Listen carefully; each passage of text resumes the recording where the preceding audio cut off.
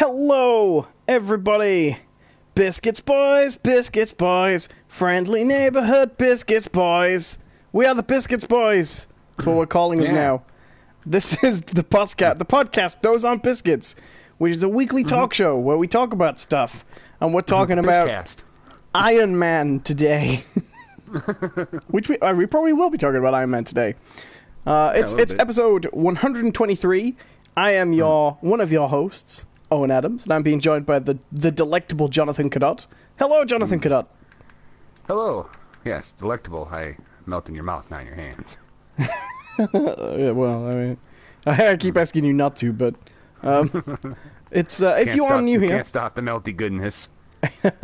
If you are new here, this we used to call this a podcast. I think we're graduating to live internet talk show. It's a live stream show. We talk. It is still a podcast, which is much catchier, I think. Like a live internet talk show? It's certainly a bit longer than podcast thing. Yeah. Yeah. We need a category for it. We need him to add that, exactly those words. I think we're kind of good on this, because I don't think there are that many people do live podcasts, really, though, are there? Compared to... not on YouTube. There are big people who do them, but there aren't that many people who do them compared to podcasts, which are kind of a little oversaturated, I think. Yeah.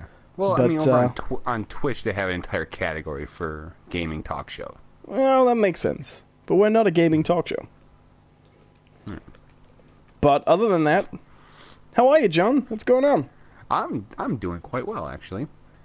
I will say, just to warn everyone, and I'll tell you the reasons why in a bit, but I myself will not be able to really watch the chat today, so I'm going to have to rely almost solely on Owen for this. Okay.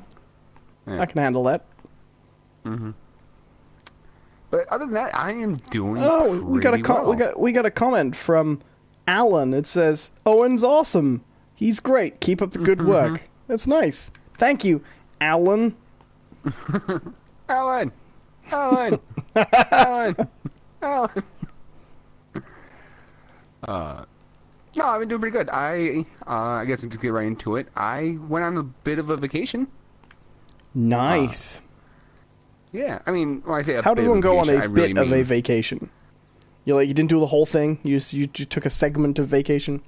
This is actually I'm joking, but this is true, isn't it? You didn't go for the vacation you had planned on, right? Right. And my original plan was I was going to go to Chicago, see a concert, and then the next day I was going to be in Milwaukee to see more concerts. There's a big music festival going on in Milwaukee right now called Summerfest. Okay, that makes sense. And then the next day, I was actually going to this jazz club that I know in Milwaukee and see even more music. It's going to be a music-filled... Well, like 3 days before my vacation, my work instructs me that the days I took off, I can no longer have because of operational needs. So... Because of operational needs? Is that like... Yeah. Something's come up? It's kind of catch-all, like, we are incredibly shorthanded, some crazy stuff is going on, and we need everyone here. That makes sense. Which is fine. Like, I kind of... It was one of those things where I was hoping for the best, but I always kind of knew it was a possibility. So I wasn't too bummed. Because they did work with me and changed my days off for 1 week, so I could still go and see the concert that I had already bought tickets for. Wouldn't it be great if the reason you had to do it is because 5 other people above you were going to the concert? I'm at work. I'm just seeing like Facebook pictures pop up. Like sons of bitches. Comments like, "So glad John told us about this concert. This is a great time. I wonder where he's sitting."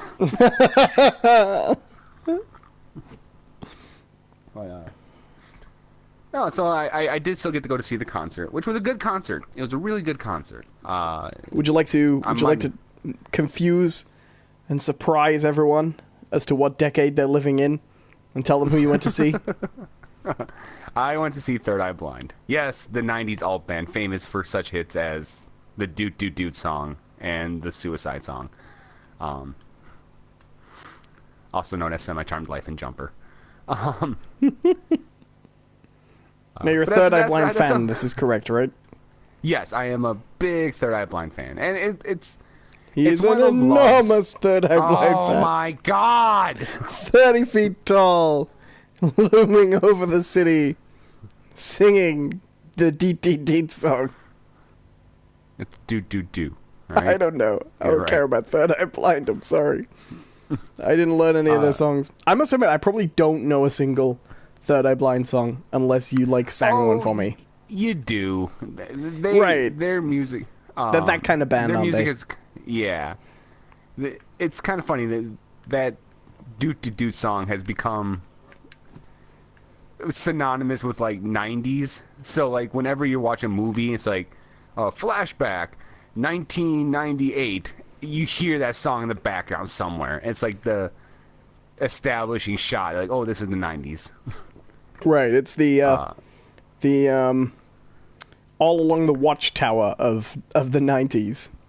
Right. Or was it Something's Happening Here? Buffalo Springfield for Vietnam. Right. So I went to go see them, and they put on a great show. I have to admit, they put on a great show. But the kind of the thing that got me was, I made it here, and it was kind of a warm day. But the venue is right off of Lake Michigan, big lake. So we got a nice breeze coming off the lake, and that was pretty nice. But I thought it was gonna be really smart. And I grabbed myself a bottle of water before I went into the venue, and I drank it down real quick. I'm like, okay, I'm gonna be hydrated. Let's go. So I listened to the first two bands because there's two openers. Both of them were pretty good. Who are they? Anybody will know? Maybe. Ocean Park Standoff and Silver Sun Pickups. I do know Silver Sun Pickups. I don't know Ocean Park Standoff. Yeah, I didn't really know them either, but they do have one radio hit right now. It's something about good news. Like, I need some good news, baby. Something about good news. Yeah. I like that. How do you think they feel that the takeaway, their shout out on the internet's finest pop culture podcast is, they got one radio hit, something about good news? I don't know. Well, the funny thing is because they played it and I recognized that song, but it was by far the song that I liked the least of their set. I really liked the other music. I thought it was really good. But they're like, hey, yeah, we got this one song that's out on the radio right now, and they sing. I'm like, oh. And it's a jingle for air fresheners. This is our song right now. We've been playing across the country. Plug it in.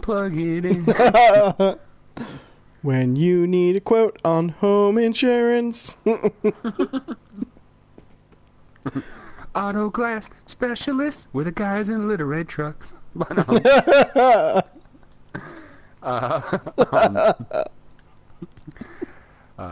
like that. This live internet show is not sponsored by Auto Glass Specialists, but great products anyways. Is that actually that jingle? Where the guys in little red trucks? That's great. Yeah. So they play, and so by the time Third Eye Blind comes out, I'm like, oh, okay. And all of a sudden I'm like, oh man, I am really thirsty. Like the cottonmouth has set in. And I'm like, oh, man. And so I'm like, okay, I have some time. I can go run and grab another bottle of water from the concession stand. And I turn around, and there's just a mob of people behind me. I'm just like, fuck. All facing the stage? Oh, yeah. Absolutely. Was it too late to pretend you'd done a stage dive? Be like, come on. Look, I just jumped off the stage. Didn't you see me? Carry me! Yeah, carry me. Because my tickets were general admission pit, so I was down in it. Right. And was it one of those where they have the fences up, so everyone's funneled into the center around the stage? Kind of, yeah. Well, the venue wasn't huge, so the pit area was actually built into the venue. Were you moshing? Was it a mosh pit? No, it wasn't that kind of concert. In fact, the wristbands that we got to get into the pit area says no moshing. Aww. Yeah.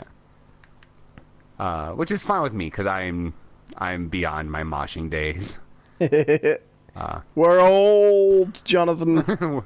We're getting old, man. We're getting old. No more moshing at a Third Eye Blind concert like we did in 1997. Yeah, when I was 9. Like, that's the appropriate age for moshing, I think. right. So I'm like, okay, well, you know what? It's already like 8:30. This, they're gonna come on. They'll do an hour set or something like that, and we'll be good. I can go get some water afterwards. But you did say you'd already downed like a bottle of water. I did. So were you about to get every concert goer's biggest fear, the thirsty peas? No, I didn't have. Thank God. Because that is like the worst when you are really thirsty and you really need a pee, and you're like, seriously, can't you just reroute somewhere in there, buddy? Like, that would help. Well, I think that's what happened, because like I did down that water, but I didn't have to pee because I think I sweated it all out by that point. And so I'm like, okay, well, I can survive without the water. This won't be a long set. So Third Eye Blind comes out, everyone's all cheering, and they do a couple songs from like their newer albums. And then the lead singer goes, and everybody goes, "Aww." Just sits there going, "No, none of us have heard that." It's just like a guy in the middle, dude song. A guy in the middle of the crowd just goes louder because of the amplifier. Puts his hand up and he's like, "Excuse me, we don't know this. Anybody know this?" He's like leaning out. "Anybody heard this album? Anybody on this one? No, none of us know this." Yeah, no, we don't, man. We're more than willing to listen to it later on like Spotify or something, but right now we got some priorities. But that's the thing. So they do these songs, and then like most of the band leaves the stage. Like they did like 4 songs, and then like most of the band leaves the stage. I'm like, oh, okay. And the lead singer's out there, and he starts talking, and he basically goes like, "Look, the original idea for this tour was to promote our newest album coming out, but," and it made me kind of laugh. He goes, "In traditional Third Eye Blind fashion, we fucked it up, and the album didn't get released in time." and I was like, oh, okay. And then he goes, "And we didn't rehearse any other songs but those 4."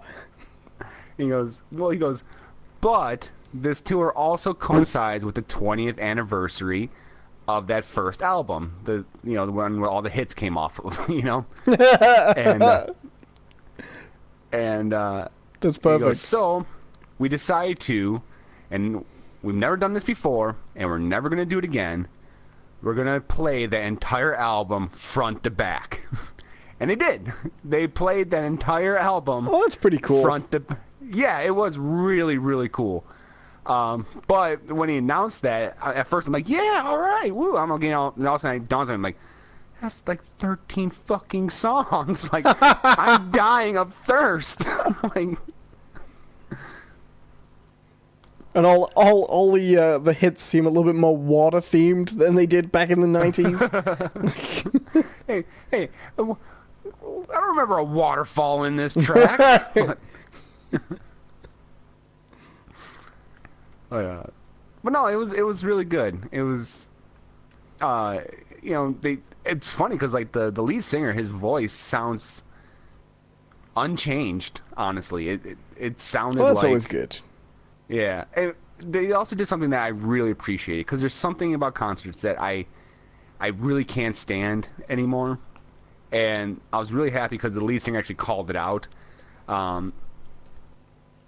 Like towards the end of one of the songs, he kind of he stops for a little bit. They keep playing, but he's not really singing. And then he gets on the mic. He's like, "Hey guys, I know what it's like. I know what it means to be in this generation now. But in this moment, you gotta be in the moment. You can't do it with your cell phones out." Because there was a ton of people with their fucking cell phones out trying to film the concert. And he's like, "I'm not gonna get mad. I'm not gonna, anything like that. But just be in the moment." And I'm like, 20 minutes later, everyone's still got their cell phones. And they're like, "No, I am gonna get mad. I'm coming down there." He starts getting up to the stage. Hey, you! I mean, there was one kid in front of me who literally had like a camcorder strapped to his hand. I mean, for one, I'm like, what the hell are you still doing with a camcorder? Two, like, what the fuck are you planning on doing with this? Like, no one wants to see your fucking concert videos. No one does. I don't know. I mean, I imagine that a lot of the people who are the kind of people who still really enjoy Third Eye Blind probably still own VCRs. I don't own a VCR. All right, yeah, the exception that proves the rule.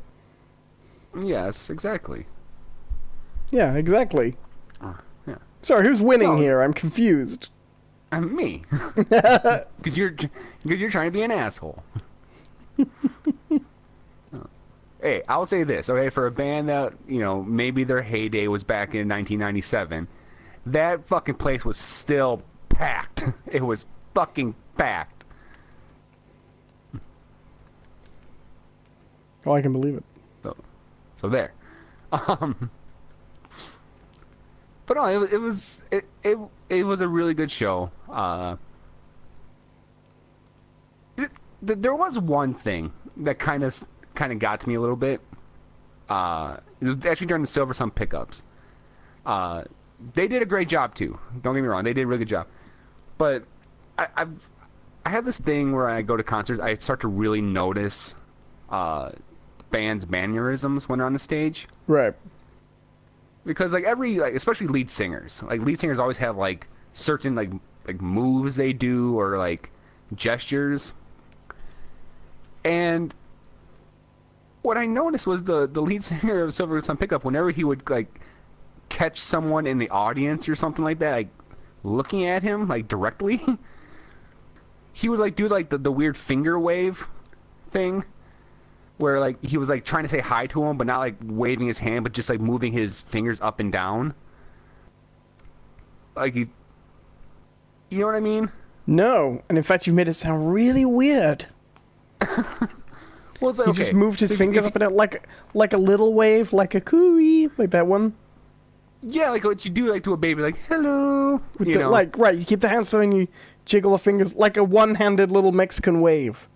That thing. A what? A Mexican wave? I don't know. Do you know what I mean? You just get your fingers in and out in like that. It's almost like he was holding on to like finger cymbals and like trying to clink them together. Well, like he was doing a little Pac-Man impression with his hand. Like, yes, wee. Exactly. That's not a wave. That kind of wave. No, I'm sorry. I think he was signaling. I think he was signaling that he was going to come down there and eat them. It makes more sense. I'm on you, Clyde. Wouldn't it be great if that was the conclusion to that story? Silver Sun Pickup singer arrested in Chicago after popping pills and chasing a cop down the street, shouting "Waka waka waka waka waka." He ate a concert goer in a pink shirt. Yeah, I can get behind that. But then, like, he also said something really weird, because you know how every bands do this, where like they get like 4 or 5 songs in, and then they stop and talk to the audience for a little bit. Right. And he's like, oh, it's a beautiful day out today, and it was 4th of July just a couple days ago, and then he goes, which it's okay to celebrate the 4th of July, all right? We can have complicated emotions. And everyone's like, we didn't ask. We're all like, okay. I now have a complicated emotion because prior to this I thought it was okay. Like, I didn't realize that this was an issue. Like, okay. You know who didn't do that thing when I went to see them? You know, the mid-show lull. Right. A couple of years ago, actually quite a while ago now. It was like in my first year of university. What am I talking about? Second year of university. I went to see Motion City Soundtrack, and Okay. they just went for like an hour and a half. They just went without stopping. They were insane. Oh, that's cool. They just then there was no talking. Like the only lull was when someone took off their shirt and threw it on stage. And then someone else shouted out, "Wear the shirt!" So he just put the shirt on over all his clothes and did the next song with the shirt on. That was pretty funny. What if like the shirt was like way not his size though? Right? It wasn't. It wasn't. It looked very tight over that, and he was sweating a lot as well. I wouldn't have wanted the shirt back myself. Motion City Sunglass, are they the ones who do Electric Feel? No, they did. No, that's MGMT, isn't it? I'm on fire, and now I think I'm ready. The future freaks me out to bust a move. Okay. And da-na-na-na-na-na, everything is all right. You know that one? Oh, okay, yeah. I like that band a lot, which is why I can't remember the titles to any songs and have to sing them for a little bit before I remember. A true fan. But I discovered one of my favorite bands in the world there because they were opening for them, Zoloft the Rock and Roll Destroyer, who are great. Okay. Really keyboard-heavy rock music, which is usually crap. But they were great. Yeah.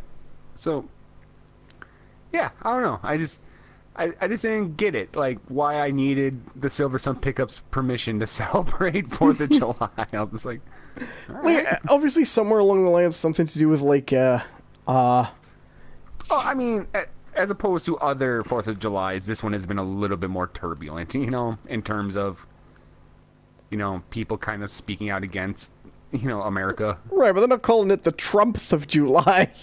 Right, They're not changing its name to yeah. Trump Day. Yet. Mm-hmm. Give it a year.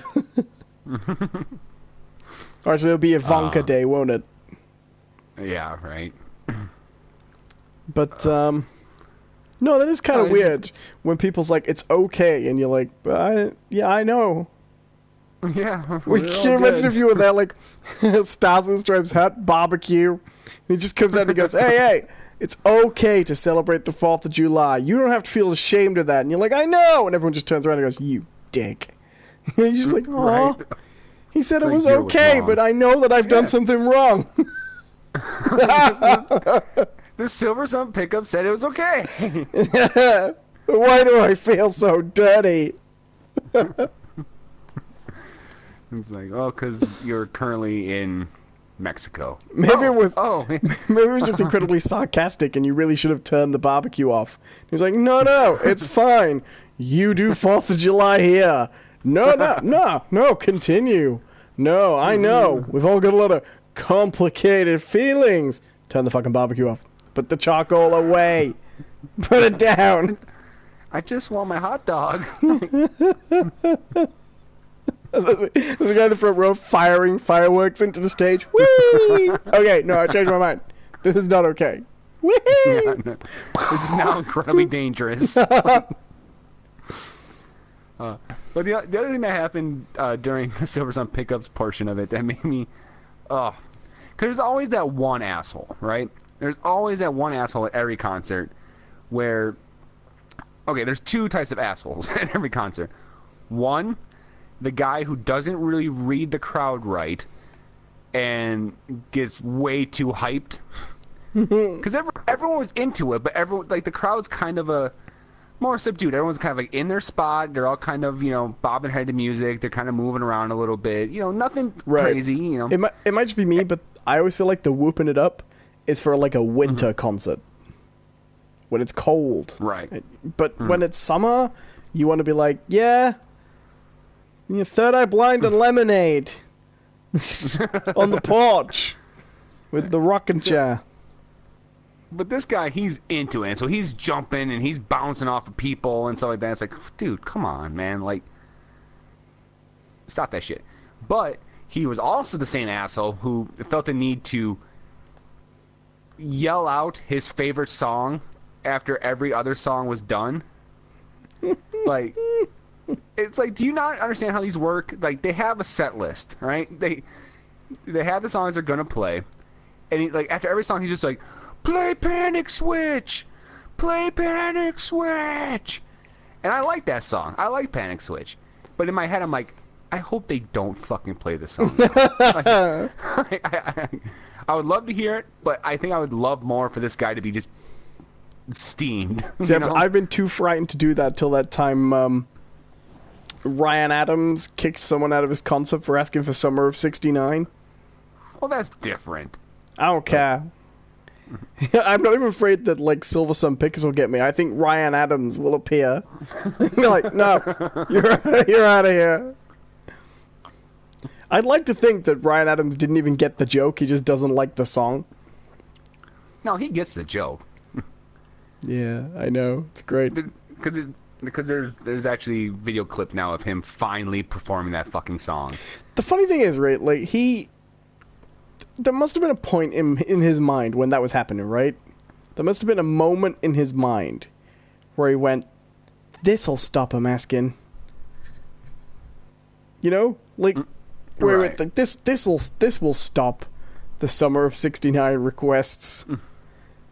Not contemplating for a minute that now he will forever be associated with not being able to take a Summer of 69 request. You know? That is kind of a dick move, though, you know? Kick someone out of a concert or to request Summer of 69?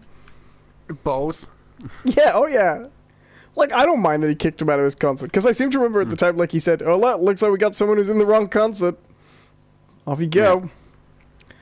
But, no, I mean, the thing is, like, I'm not Ryan Adams, but, like, I do live streams. I know what it's like when you have to listen to the same joke over and over again from people who think it's original. It gets boring, you know? Right. But everybody thinks they're the first person to do it, I think. Right. And, you're not. This is just a memo to the universe. If you ever think you're the first person to make a joke, you aren't. No, don't fall into that trap. And don't sit there all day trying to think of the first joke. You know, like oh shit, well someone already said this joke. I gotta come up with my own. You know, right? Like don't do that either. Just you know, just don't tell jokes. It's we Ryan want a Adams. humorless society. He had a joke about something about New York, so I'll request Back in the New York Groove, and everything will be funny again. And they will let me back into the Ryan Adams concert. All right, man, we're letting you back in. Just keep it cool. All right, yeah, no problem. Play Back in the New York Groove. All right, gotta go. I'm going. I know how this works. So the concert was done, and I had a moment, all right, kind of in a similar vein where, you know, you got the people who always think they're the funniest, you know, who have the best ideas. Right. I had a moment like that. So my plan was, I got to Chicago. I got to the place I was staying. I used Airbnb. Nice place. One host was really great. I was like, okay, I'm going to take an Uber to the concert, and I'm going to take an Uber back. You know, no big deal. You are the app man indeed today. So, I was going to say today, sir, and then it all went wrong. You got all the app services down. That's right. I'm app man. I've never used any of those services. I'm going to have to at some point. They're pretty nice. So the concert is done, and then it dawns on me, like, everyone else had the same fucking idea. So there's 10,000 of us just crowded on a fucking sidewalk, all holding our cell phones out, looking down the street as just a steady stream of Uber drivers are driving by, calling out names, and we're just like, is this one ours? This one? No. Is this one ours? No. Perfect. Yeah, it took me like 45 minutes to finally get my.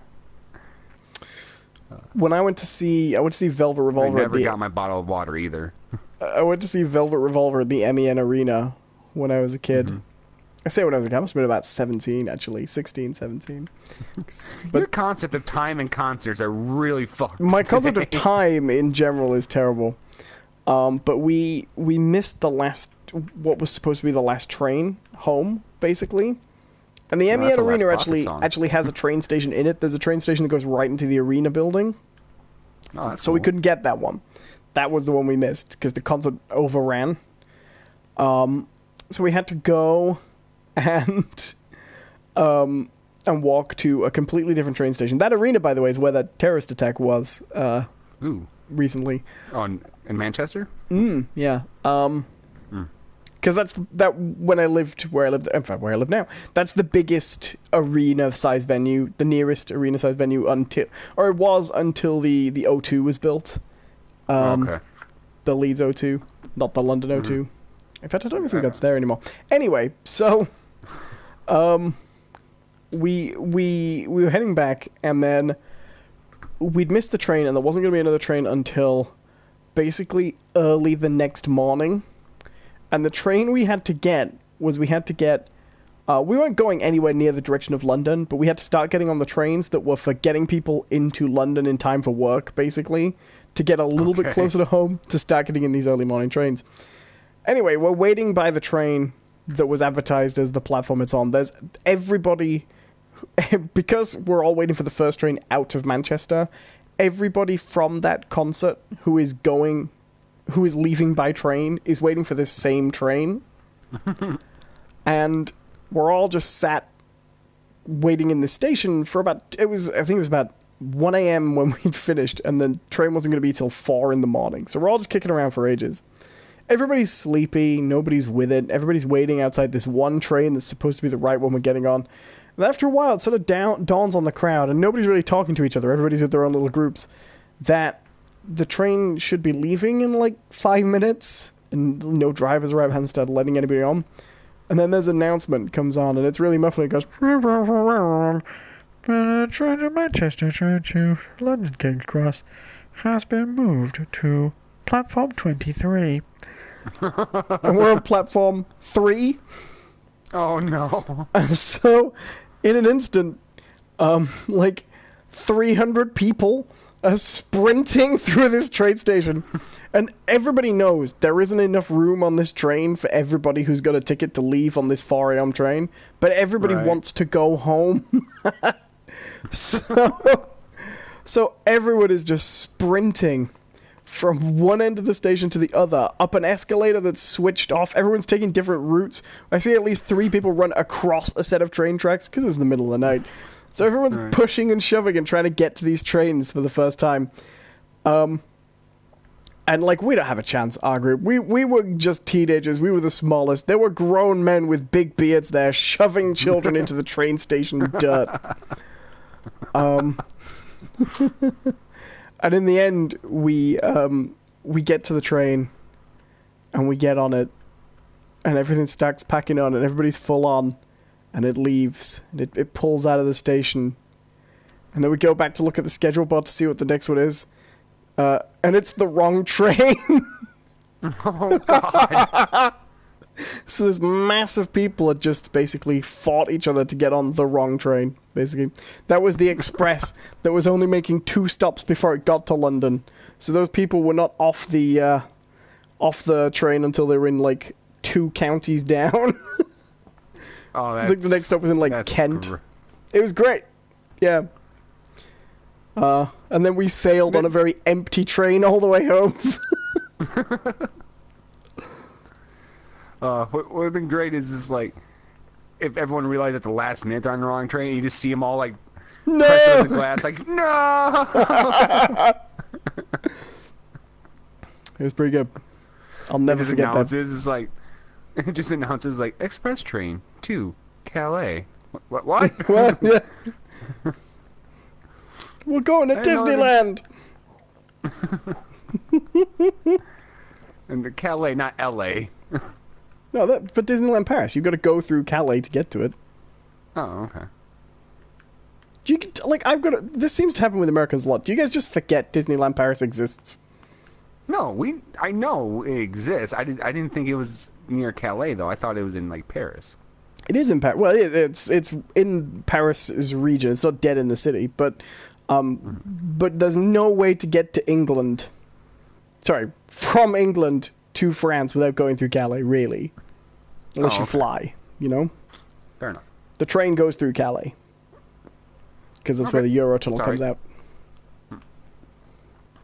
But no, I didn't think you would, like, associate, like, oh crap, we're on the wrong train to France to Disneyland, you know? Well, there is a direct train from England, from all kinds of places in England. You can get a train from pretty much anywhere down south to Disneyland Paris without really changing many trains. You get on the Eurostar. I think the Eurostar still starts in London. I think it has a start in London, but it crosses through Dover, so you can get on it and get the train all the way through across into Calais, and then get another train that takes you straight to Disneyland Paris. Which means there are people who, from England, have visited Disneyland Paris without managing to touch any France, really. Do you know what I mean? Like, right. There'll be no filthy French soil on their shoes. There's an old joke. We used to have a TV show here called Auf Wiedersehen Pet, which it started in the 80s, and it was about a group of British builders who went to work in Germany abroad. But they did a revival series a few years later where the characters were catching up, and one of them said, oh yeah, I recently went on holiday to Mallorca. And he goes, oh, where's that then? He says, I don't know, we got to play from Heathrow both ways. And it's like that now. You can just travel to places without ever knowing where they are, or where you are. Kind of like that idea, though, you know? What, that you just travel to places? Well, I always think it must be like Star Trek, you know? Where they could just travel around Earth with transporters. So in the Earth of the Star Trek future, you could just live in London and work in, I don't know, Switzerland. And it's the same as working anywhere, because you just get the transporter, you know? Mm-hmm. But, you know, as we've seen in the movies, basically the only city that exists in the Star Wars universe is San Francisco. Yeah. Oh, yeah. and then there's a little village outside France in Next Generation. Right. Oh, and then, like, Kansas. Right. Where they only listen to the Beastie Boys. Beth, who is listening to the podcast, says the train does go straight to Disney, too, and you can go direct to Paris. So, yeah, you could just get a train from London to Paris direct. Oh, well, that's cool. Thank you, Beth. Oh, well, that's what happens when you got a tunnel, I suppose. There was recently a scandal in the papers. There was recently a scandal in the papers because people were complaining that on the French side of the tunnel, the languages are inverted, so it's French first and English second. Because they changed the signs. I think, like, when we first put the tunnel up, we did all the signs, so they were that way, and then they recently went through and flipped them around. And this was one of the latest British cultural crises. Oh, that they were phrasing the signs with the French first on the French side of the tunnel. Those bastards. Okay, so question. Over there, you have, like call centers, right? Where you have to call for, like, tech support and shit like that. And yeah. All the time. So yeah, I had to do it the other day. Do you have, like, the language options? Sometimes there'll be a language option, like, in the thing, like, in the back of the menu. You can hear it in other languages. It depends on who it is. We tend to get the language options if it's a council call center, like something official. Not so much with companies. Okay, so over here, it's really, really common to call someone and it'll go, for English, press 1. Por español, primo número dos. And there's always a different voice. It's never the same woman saying both. Right. It's always like, and which really not that big of a deal. I don't think so. Like, who cares? But some people are legit upset that there are Spanish options on, like, call center things. And right. all I can think of was, like, really? This is the hill you're going to die on? Like, this is what you want to be upset about today? The fact that I have to press 1 for English and 2 for Spanish? Right, and the very simple question is, what do they expect Spanish people to do? Well, no, that's the underlying thing. They don't think they should be here. You know? Like, that makes sense. Oh, we lost the game. You still with me? Yeah, it looks like I got popped out of the game. I think the stream's still working. I'm just going to check the stream is still working. Yeah, I'm now streaming this error message. I will rejoin your game. Invite. It's alright, I should just be able to join from the friends menu. Okay. Hope you guys are having fun. This is a live talk show, and the stream has just gone a little bit iffy, but it's working. Yeah. Well, in the meantime, do we have anything in the chat? We do not. It's actually a very quiet chat today. Oh, well, that's a damn shame. It might be because of all those warnings about Spider-Man spoilers.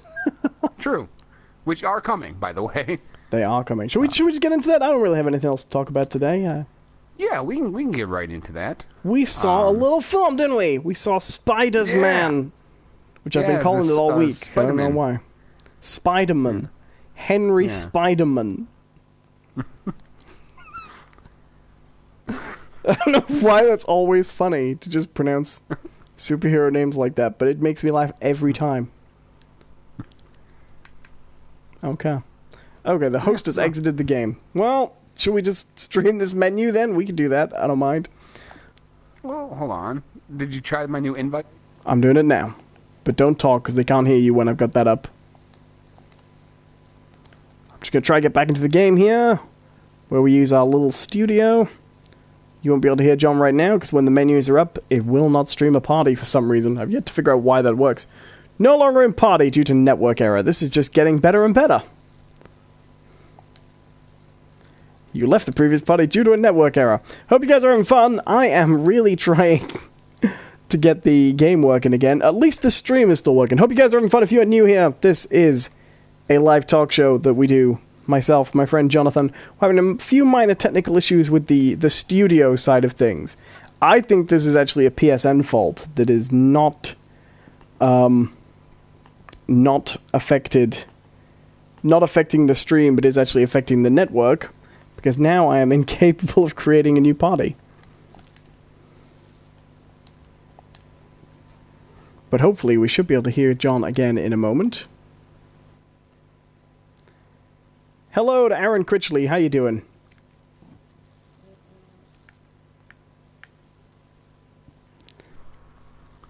Hello, John. How you doing?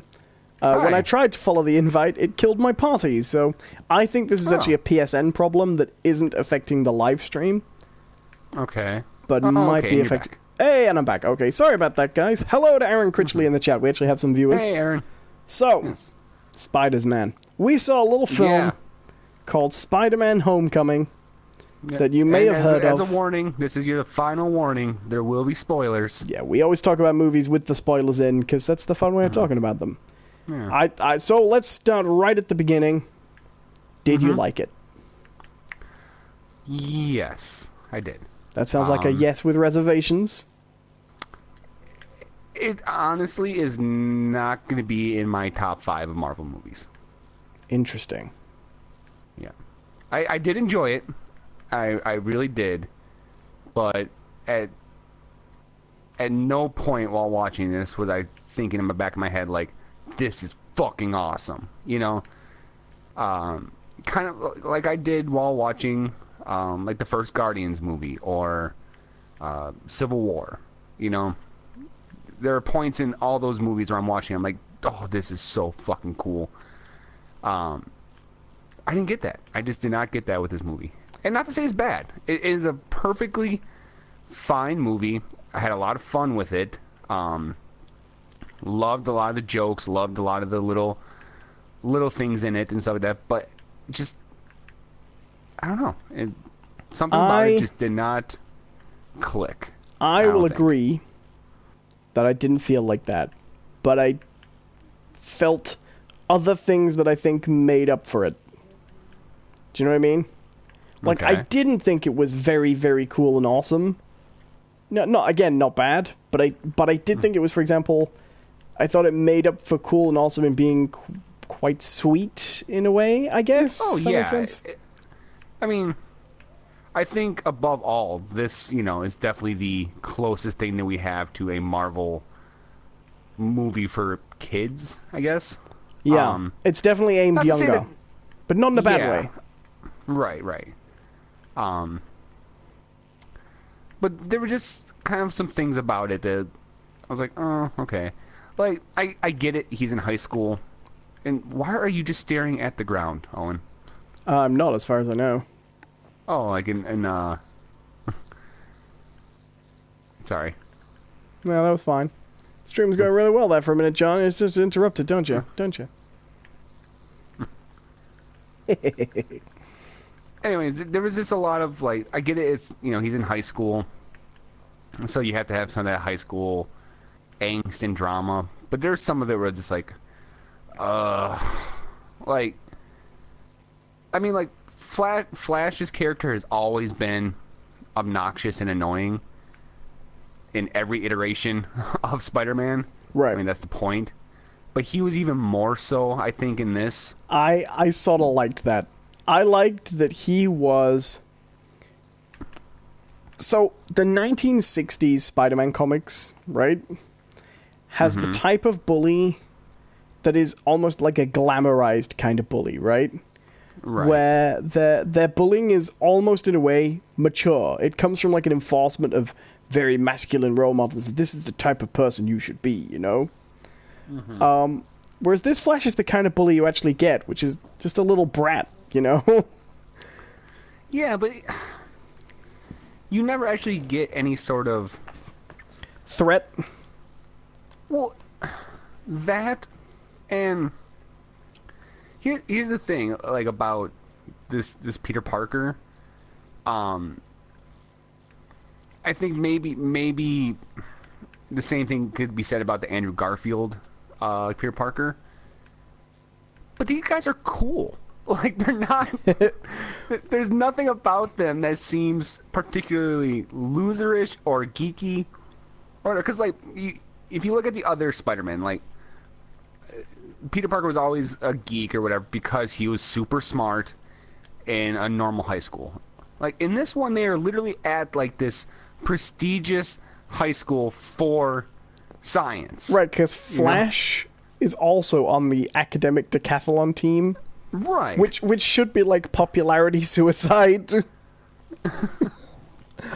I think that's fair. So, should we get into talking about it in a bit more detail before we do the nitty-gritty? Should we do the plot? Sure. Because I think there are interesting things to talk about. I will say, this is not like any other Spider-Man film we've had, particularly. This is quite different, I think. Yeah, it's definitely different. Yeah. So we start off with what I think is the strongest part of this film, basically, which is the villain.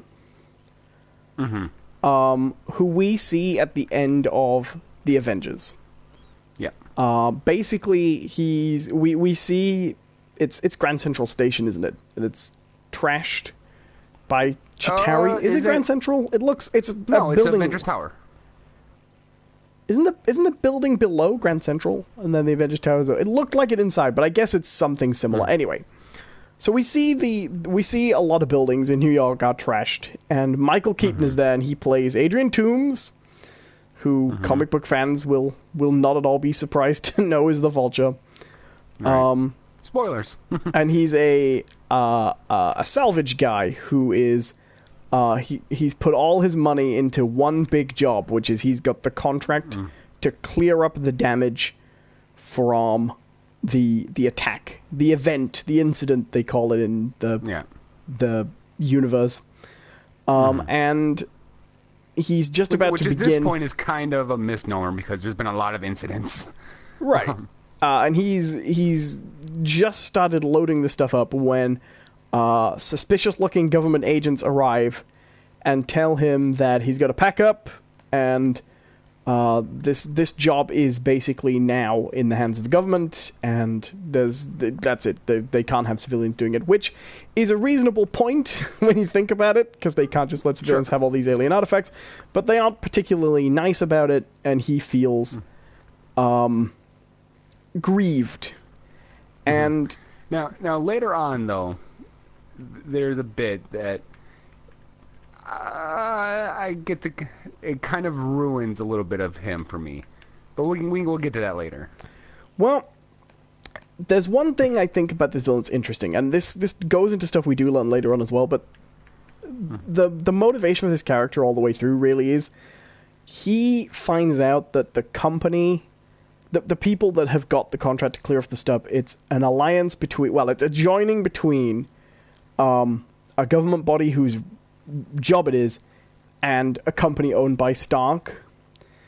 So the thing he takes from this is that somewhere at the back of this, Stark is getting rich on this and he isn't, and the only difference is that Stark was already rich before they began. Right. You know, so the motivation for that villain is someone who feels like feels like Tony Stark only got the job because he is Iron Man and was already wealthy.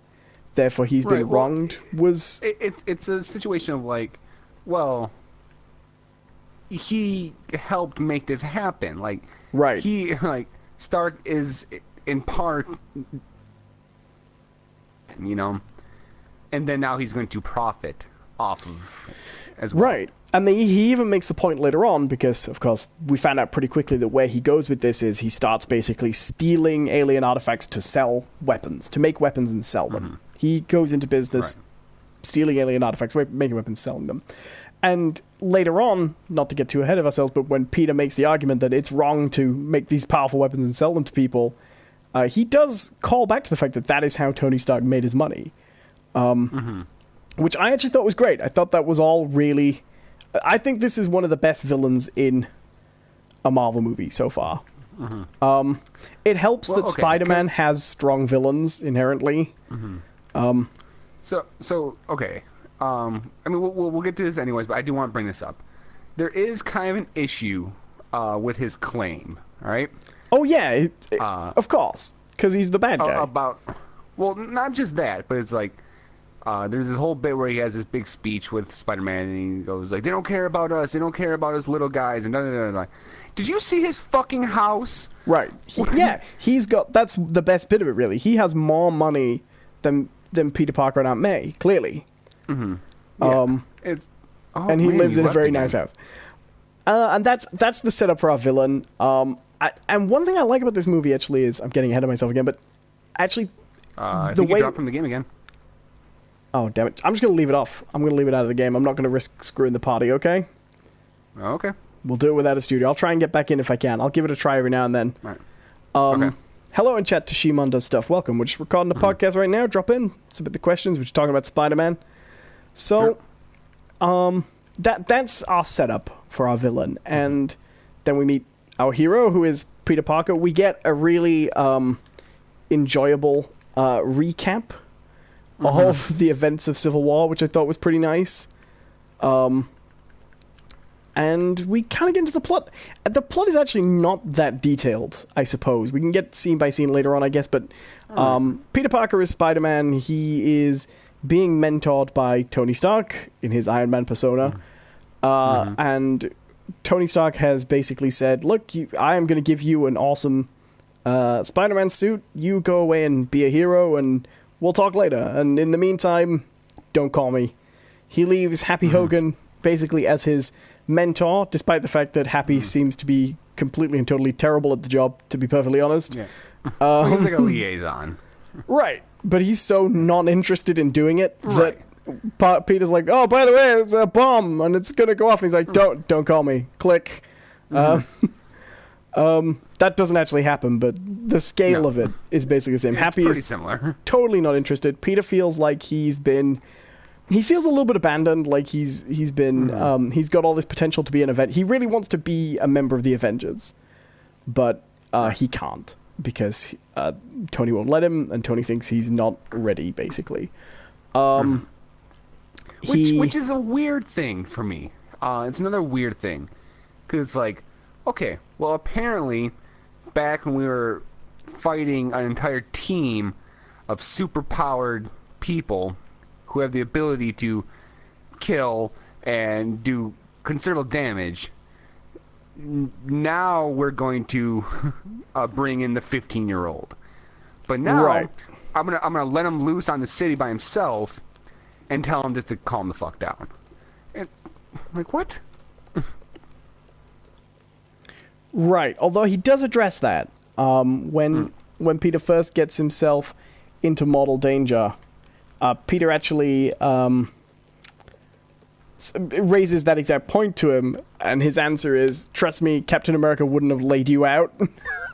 Which like, he would if he wanted to. He would have. Right. Right. So. But that doesn't account for the other ones, like the guy shooting the arrows, or the giant fucking Ant-Man. Like Ant-Man doesn't know who he is. Yeah. I agree. And well, I think if actually there is a weak link in this film, it is actually Iron Man. Because I also don't like the ending. which we'll get to. The very ending, that makes no sense to me.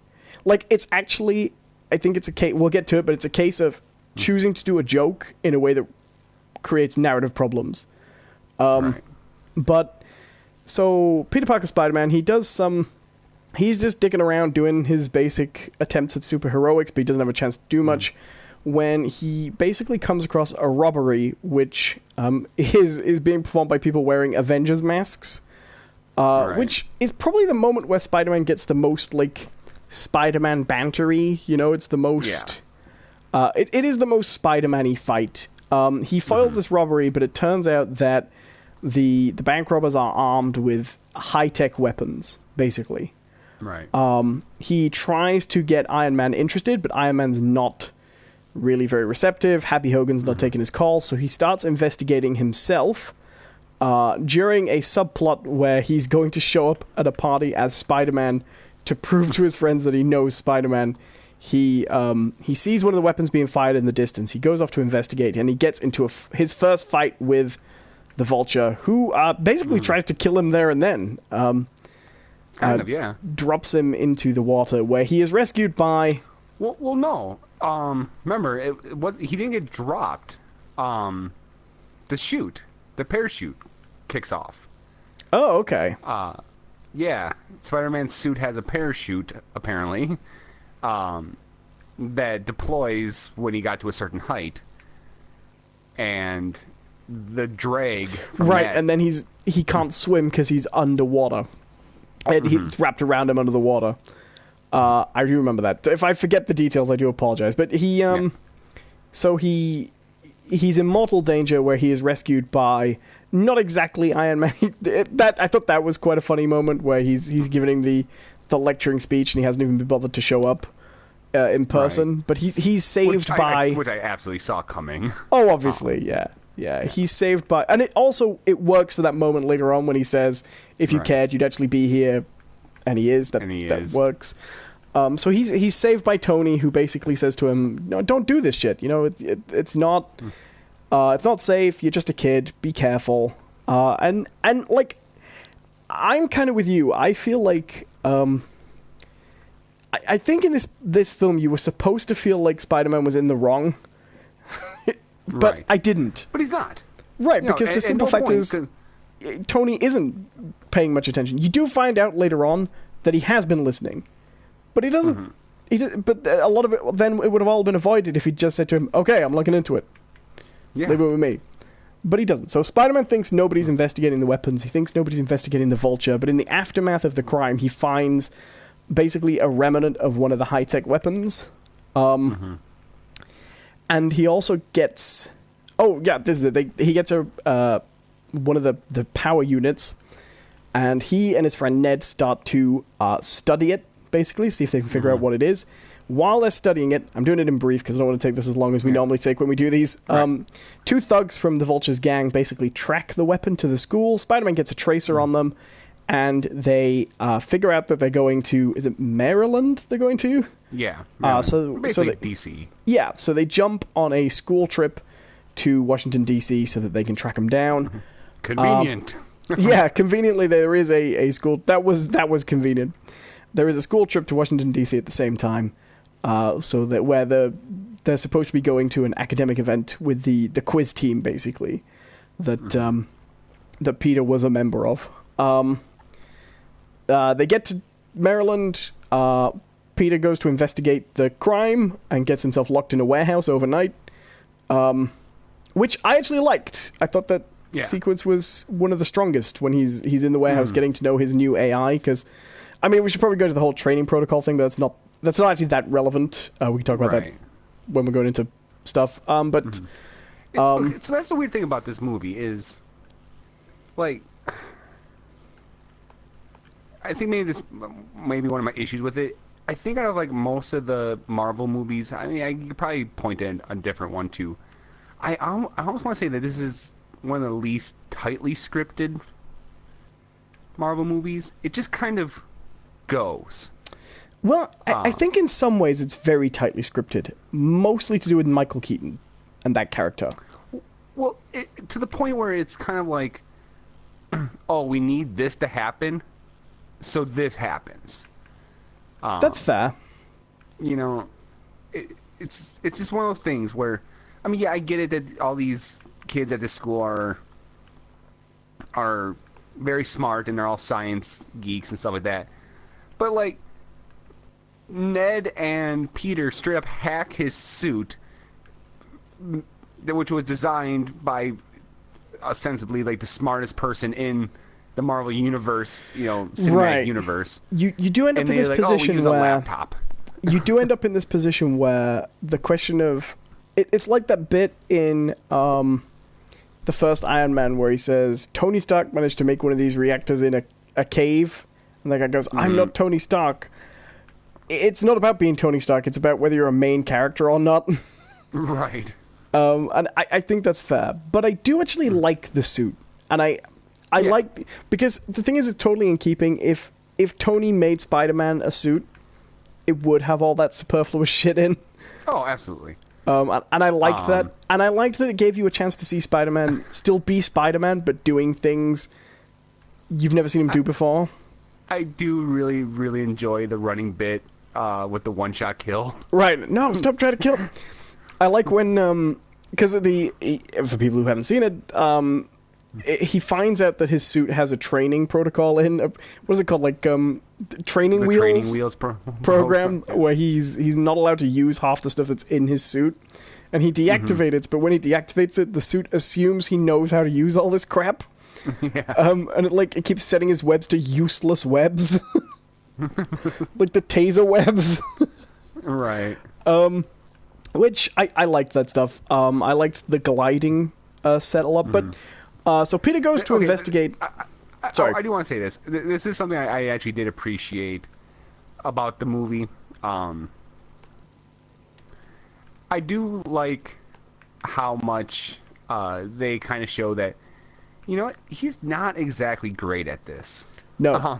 Well, like even little things where like there's a bit where they kind of show him just cruising around the city a little bit, and he straight up misses a swing, right, and just crashes into the ground. There's that great moment. It's when he leaves the party and he goes to catch up, but he's in the middle of the suburbs. There are no tall buildings, right? So he's just got to run across that golf course. Yeah.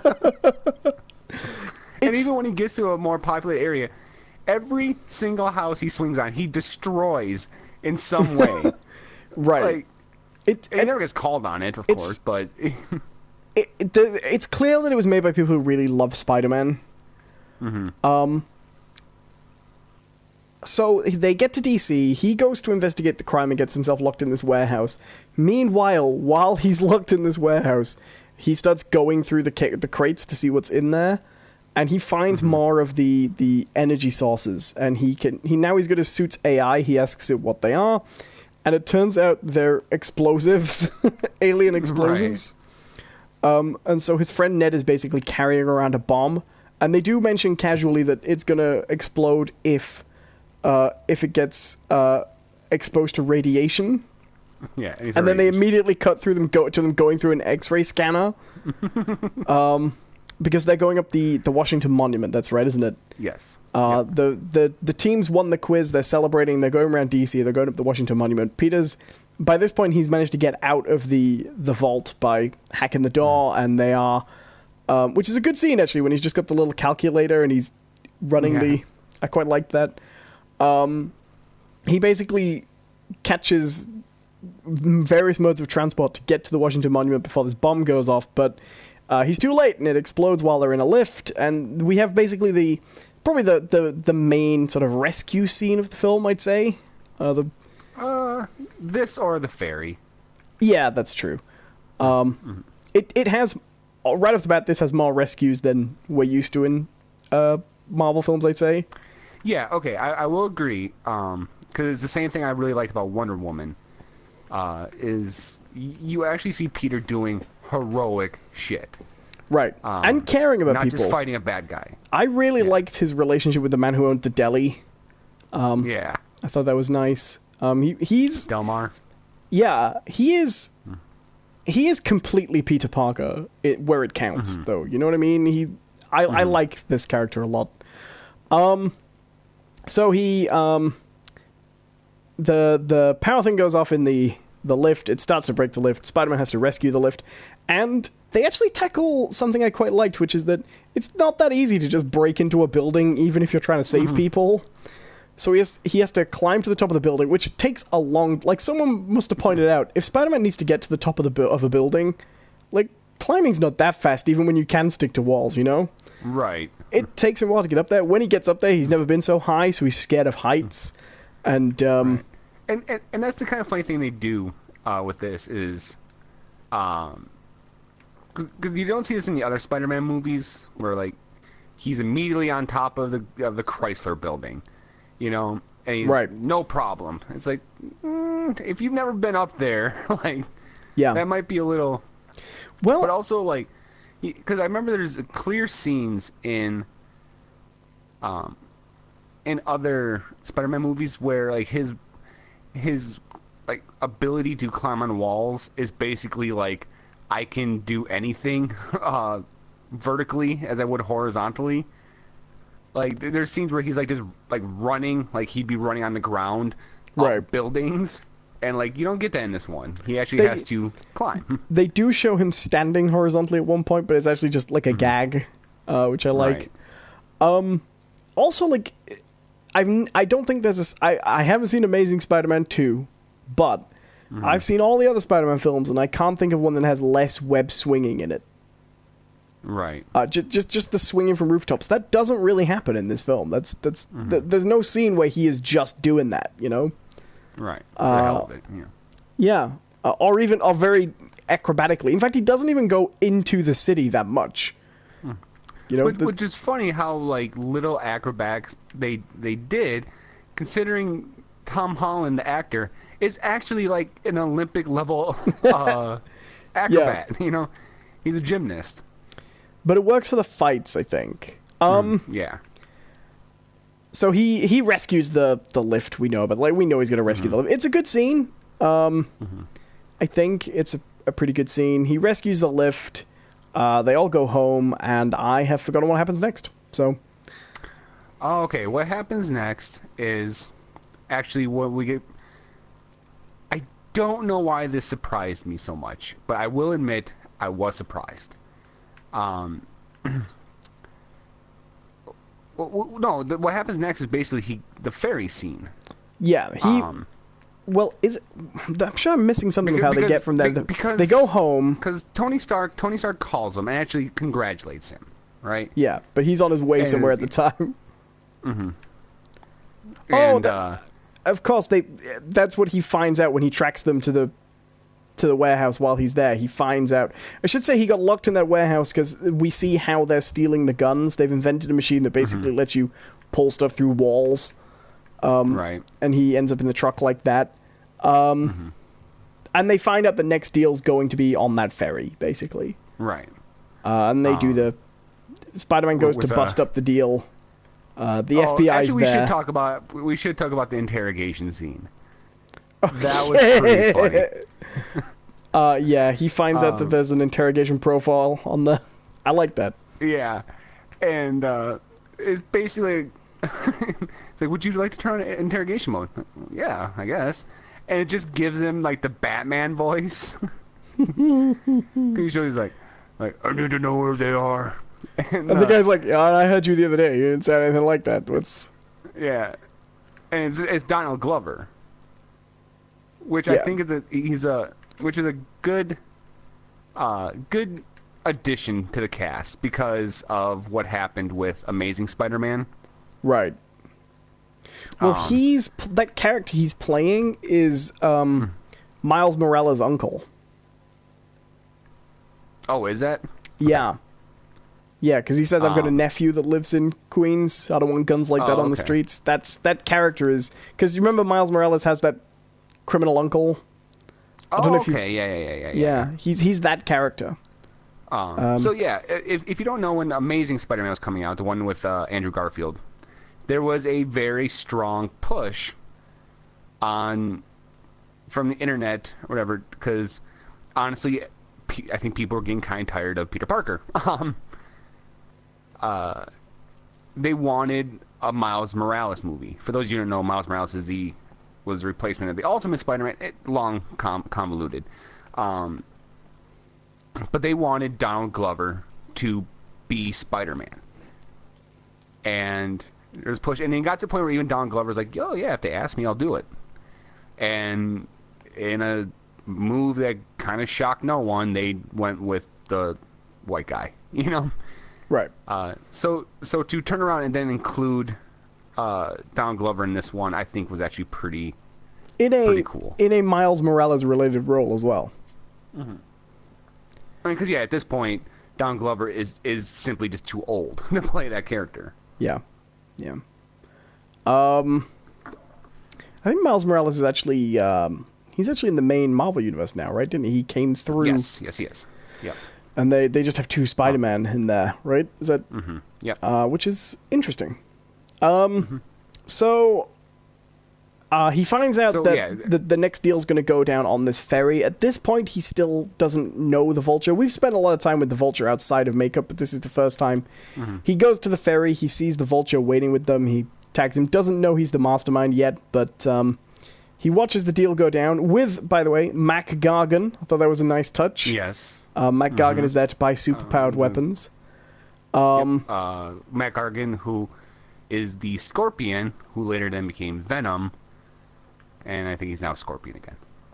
Yeah, well, that's the funny thing about comics. You can have the most groundbreaking stories in the world, but you always go back to whatever shit role you did first.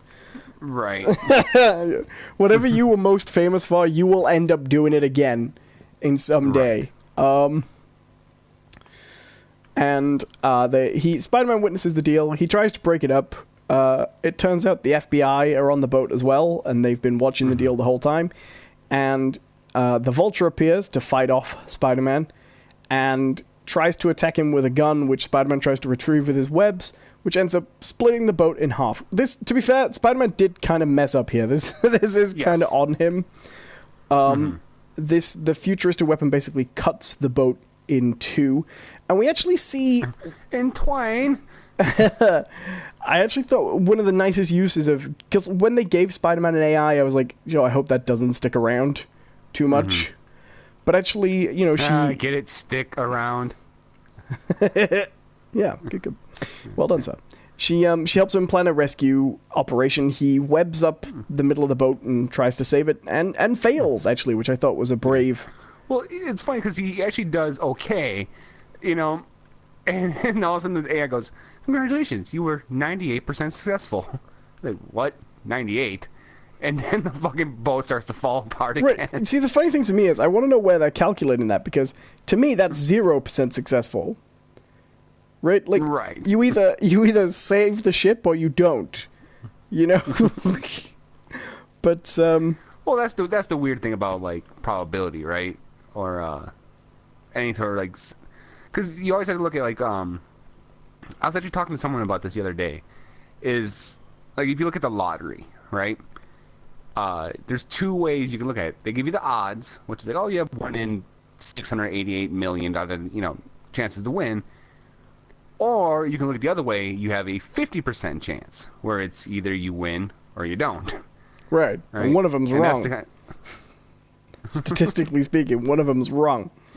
You don't either win or you don't, Right, but, when you look at it from that viewpoint, that's why I've always kind of annoyed, where it's like, oh, if you flip a coin. Wait, was it you I was talking about this with? Maybe. I don't remember. Oh, okay. Not recently. Yeah. Anyways. Yep, Spider-Man doesn't save the boat. Tony Stark comes to rescue him. This time he does actually rescue him. And he's kind of annoyed about him hacking the whole suit thing. And he says... It's really great, too, that Tony Stark happened to bring along his fairy reconstruction robots. Yeah. Well, the funny thing is, as soon as he arrives, a lot of other ships arrive as well. And I'm like, are these Iron Man suits that look like boats? That he's built? Right. Like, where were these? Yeah, they all just arrive at once. He does seem to have an army of little robots whose purpose is... I suppose, like, they are kind of general purpose. Little rocket robots that push things, But also, why would you need the Iron Man suit if you've got those? Just send those remotely. Like... Mm-hmm. Yeah. So he reveals he's actually here. Can I just say, by the way, Robert Downey Jr. is in this film a lot less than the marketing would suggest. Oh yeah, it is, and I'm glad. It's. I think he might be the weak link in the film, actually, and I like Robert Downey Jr. And you know what I was actually really surprised by? How little Aunt May was in it. Yeah, which is a shame because I liked Aunt May in this film, and not just like I think that very bit at the end I thought almost stole the show. Yeah, that shit was so funny, but we'll get to it. I also liked that every time she was saying something like traditionally Aunt May and like considerate, she usually turned out to be fucking with him. Right. I thought she was really really good, and normally like an Aunt May, because it's usually such a useless character. Normally it's like, well, she was fine as Aunt May because it's just Aunt May, you know. But I thought she was genuinely good. Right. So Tony Stark he's had it with Spider-Man shit. He takes the suit back. He tells him, I honestly thought, I guess they decided against it, but I honestly thought Tony Stark was going to be the originator of the with great power comes great responsibility line in this film. I was predicting that. I guess they don't want to undermine Uncle Ben, but if Uncle Ben's not even going to be in the movie, like, we're going to have to wait 3 appearances before we hear that? Or are they skipping it this round? Might as well. Right, I agree, but I thought he would crack it out. He's angry. He tells Spider-Man he's not to investigate the Vulture anymore or get himself in any danger, and he's going to take his suit back, which he does. And then it's pretty much the final act at this point, right? That's right. Well, okay, so at this point we actually do get what I was alluding to earlier as the point that actually surprised me. Me too. So Peter now is not Spider-Man, and because he actually kind of takes it. He says it's kind of weird. He says it really well. He says, "If without the suit, I'm nothing." And Tony's like, "Well, then you don't deserve the suit." I was surprised that he did immediately just be like, "All right, I guess I'm not Spider-Man anymore." But yeah, he kind of goes back to his life, and he actually asks the girl out that he's been crushing on, who is not Mary Jane, by the way. No. That comes later. But it says Liz. Her name's Liz. And he asks her out, and she's like, "Oh yeah, sure. We'll go to the homecoming dance together."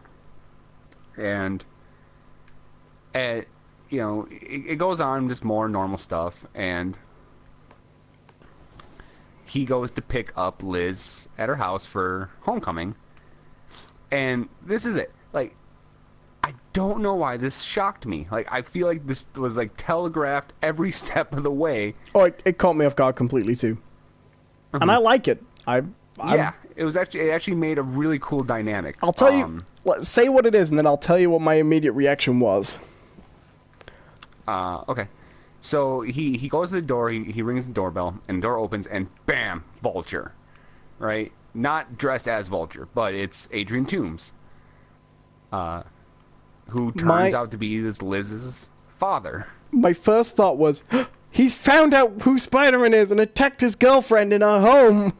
That was my immediate response, and I was like, no, wait, that's dumb. Like, that was what I thought at first they were going for a second. Mm-hmm. No, when I saw that, I was just like, oh, shit. Like, and it in works. my head, I'm like, yeah.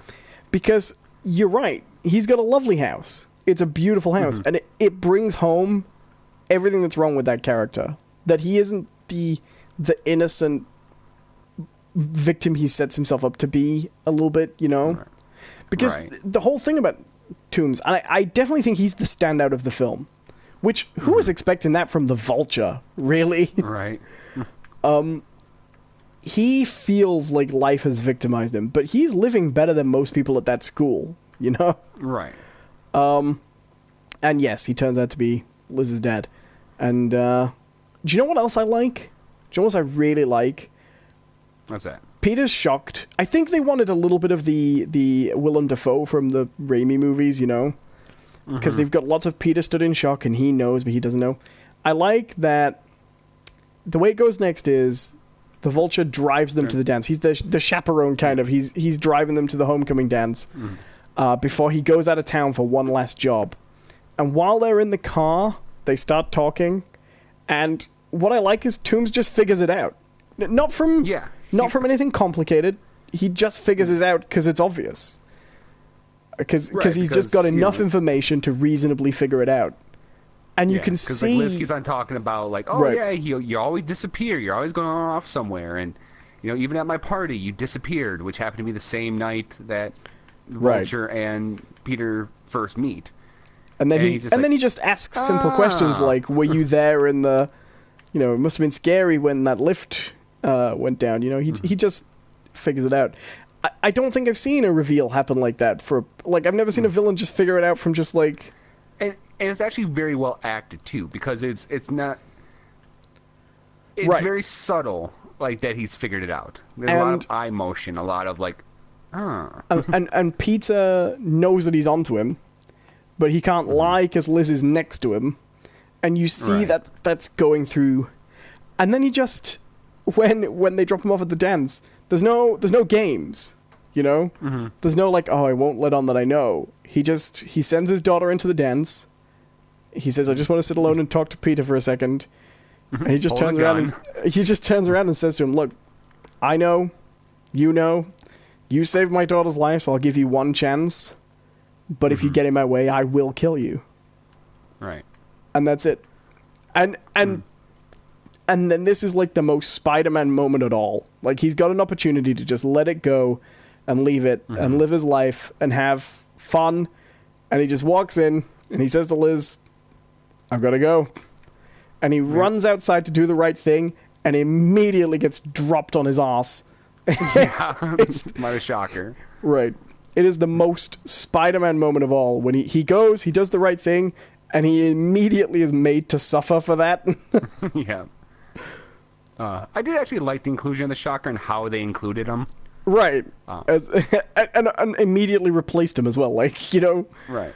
Got two shockers in there. Although I think only one of them was a shocker's actual... Because they filled out the thugs with... Spider-Man's interesting because he's one of the only superheroes whose low-level villains are interesting. Right. And so a lot of the people in the various gangs were thugs he's fought in the past. Which is kind of nice. Include, like, the Tinkerer. And, the Vulture. And, I mean, the Tinkerer, the Vulture, and the Shocker are all kind of B-list villains. Right. For Spider-Man. Yeah. And the Vulture, in the early Spider-Man comics, he is just a guy who wants to steal stuff with his mechanical wings made for him by the Tinkerer. It's fairly true to... It's just the same origin story with a motivation as well. Like, I think in the 90s, they changed up the Vulture so he was like an old man who's trying to steal youth. Right. Remember that? They did that for a bit, right? But originally he was just, a thief. And I liked that. So he goes... He beats the Shocker relatively easily. He steals Flash's car, which was quite funny, I thought. Yeah, because he didn't know how to drive. Yeah. And I do like that so many superhero skills you take for granted, he just doesn't have them yet. And he goes to take down... Yeah, so this is another issue I kind of have. Not an issue with the movie, but it's kind of like this weird thing. So, the Vulture's last job, all right, the big job, is apparently to hijack Tony Stark's jet, or SHIELD, I guess. SHIELD's jet that's carrying, like, all of, like, the Avengers gear, right? Yeah, all in one trip, even though they moved to that base, like, 4 films ago. Right. They're moving, like, extra armor, or Iron Man armors. Right.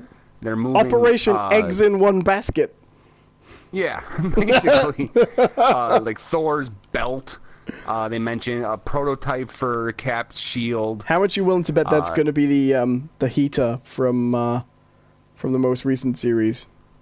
You know that shield he's got now that splits and fires projectiles? No. What?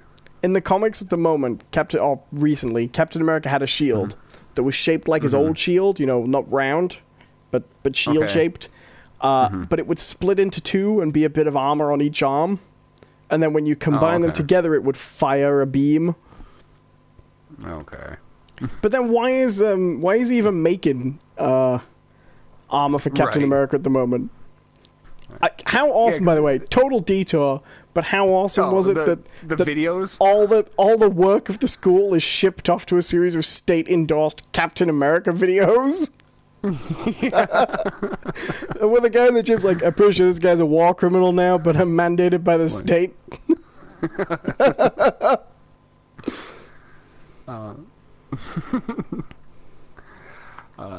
So they hijacked the plane, and then Peter tags along, and foils the plot, and it was kind of weird. Like they kind of went out of the way to have that final confrontation to be on a plane where like most of his powers are kind of useless. Right. He does first have that moment where he actually gets crushed under the building and retrieves himself, which I thought was a nice moment that he had to get himself out of that situation without without Stark's help. Come to save him, or no, yeah, which was, fair enough. I thought it was weird that because this plane, the plot is it's a stealth plane that takes footage of everything it's flying around and uses that to create, but they never explain. I know maybe this is such a minor detail, right? They go to such length to explain that it's a stealth plane, but then never explain why the Vulture just finds it. I guess he just knew it was there, but then why is it relevant that it's a stealth plane? Maybe what was the point of having that? Because it didn't even look visually impressive at all. Right. During the fight. It looked like seaside lights, like illuminations, and then it does crash into a fairground for no reason particularly. Like some people must have been injured in that fairground falling apart, But well, it was pretty late. It didn't look like anyone was there. I guess they're not known for being popular after dark, are they? Fairgrounds. It's really more of a middle of the day. Sorry. Yeah, he foils the this was mildly anticlimactic, actually, I think. All the way through the movie, the Tinkerer has been trying to convince the Vulture to let him build this piece of equipment to do this one last job. And they keep hinting at it, and he says it's a high-altitude seal, right? That's what they keep saying it is. And you don't know what this last job is, and it turns out to be to rob this aeroplane.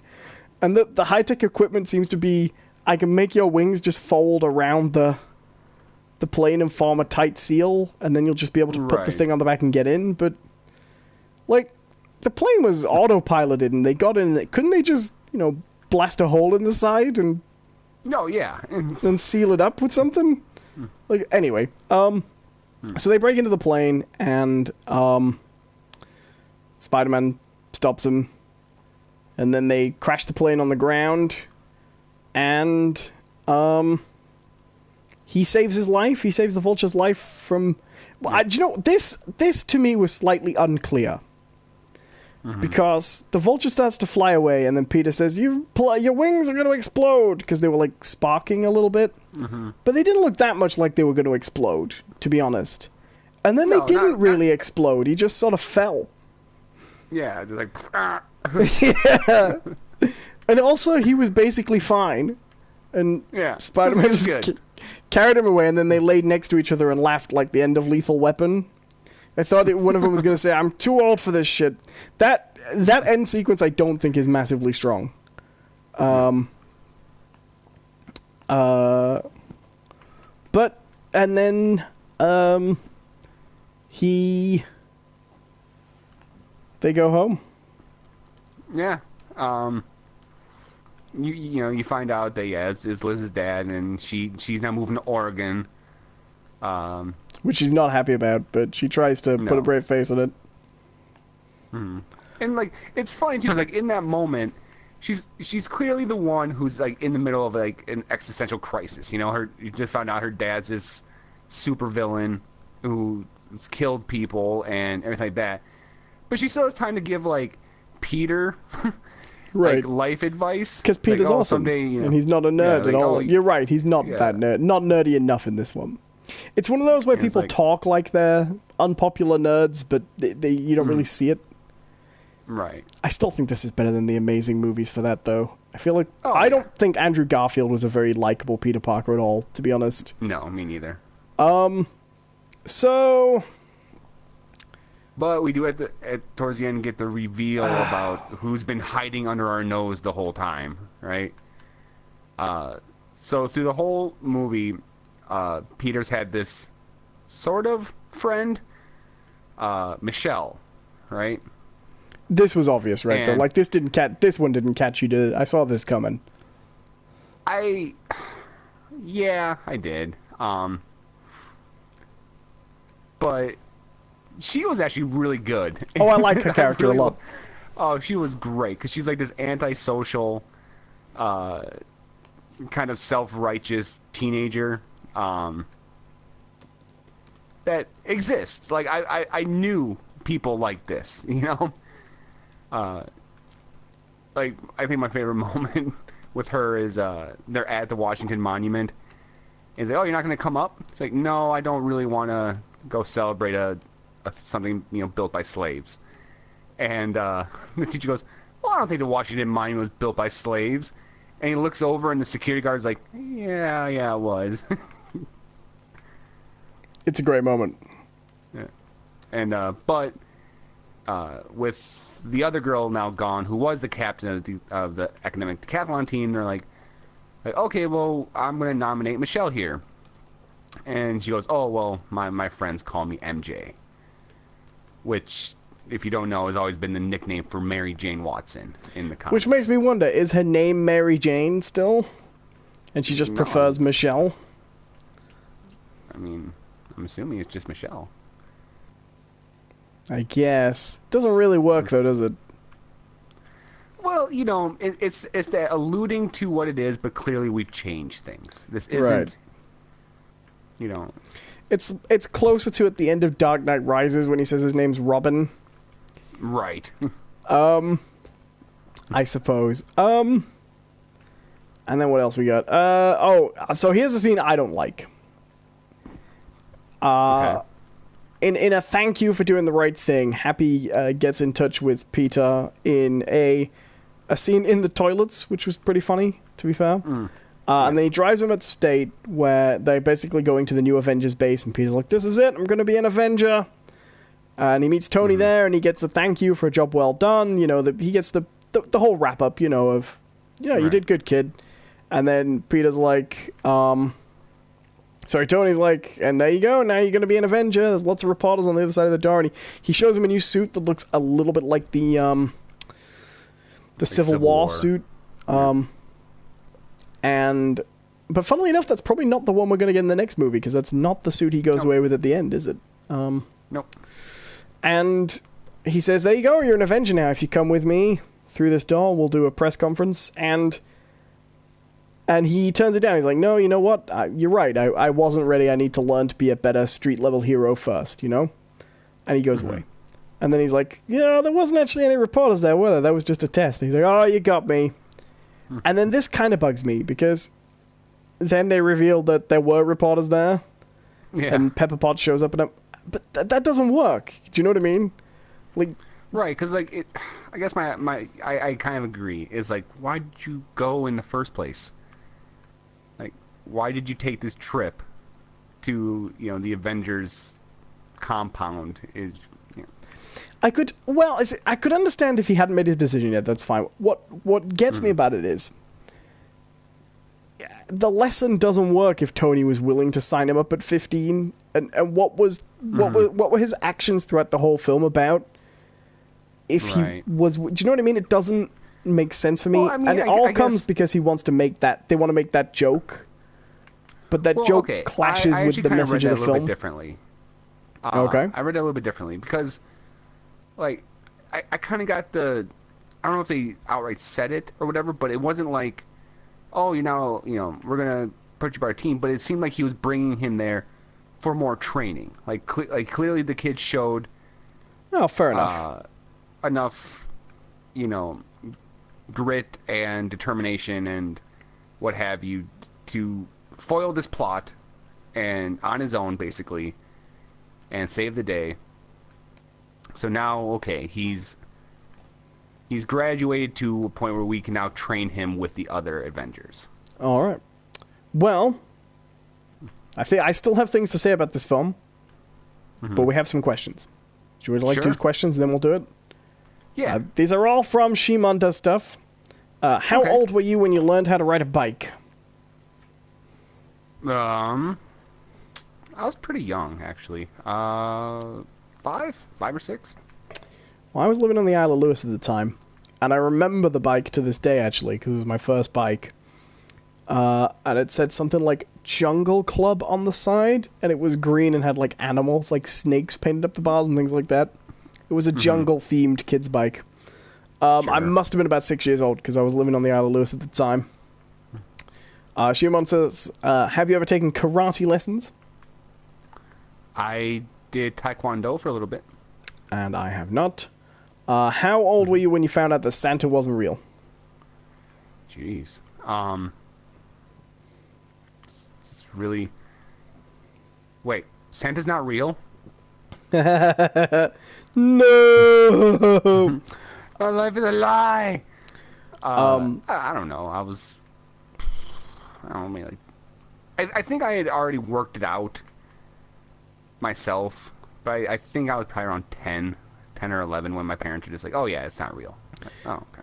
I never believed in Santa Claus, I'm afraid. Sorry. I was not in on that one. Do you usually remember your dreams in the morning? If they are especially vivid, I do. Actually, lately I've been having a lot of vivid dreams, but they've been about nothing interesting at all. And it's kind of been bothering me, because I'll remember them perfectly, but they're like, oh yeah, I dreamed I was in a meeting with like my supervisors and stuff like that, you know. Do you have the ones where you wake up and you're still thinking about it, but you've forgotten the dream, so you can't remember how you began thinking about the thing you're thinking about, and then it sort of slowly slips away, and so you're still in a state where your brain's still doing the kind of things the dream required, but you've kind of forgotten what the beginning was? Yeah, I can say that. I've definitely had that moment where I've woken up, especially when I was dating someone. I'll wake up after a particularly intense dream where there was a lot of infidelity, you know, and be nervous, like being paranoid about it, like, oh shit. Like, do you ever have the dreams where you do wake up and you are just like, well, crap, because it was something really nice, something really good. Absolutely. I don't remember my dreams very often. I tend to only really remember my dreams when I'm sick, actually, and I think that's because if I'm ill and I've got a temperature, I seem to remember, like, I get more vivid, like, fever dreams, basically. So I don't really remember them. And the last one, before we go back to a bit of Spider-Man, is, would you rather have an American accent or a British accent? I don't know. I don't mind my voice. Would you swap for a bit? Would you try it out? Maybe. But for very... no good reason, you know? Well, the thing is, like... I would use it to try to, like, pick up girls, you know? Like... No, if I lived in America, that's what I would do, too. Why not? Well, if I were in America and I was single, in case she's still listening. Hi, Beth.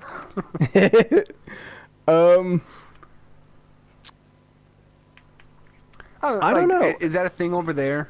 Like, accents, like, girls like accents? Yeah. I mean, I'm guessing probably not American accents, because, I don't know, the American accent is not very interesting. Depends on how much of a twang it's got.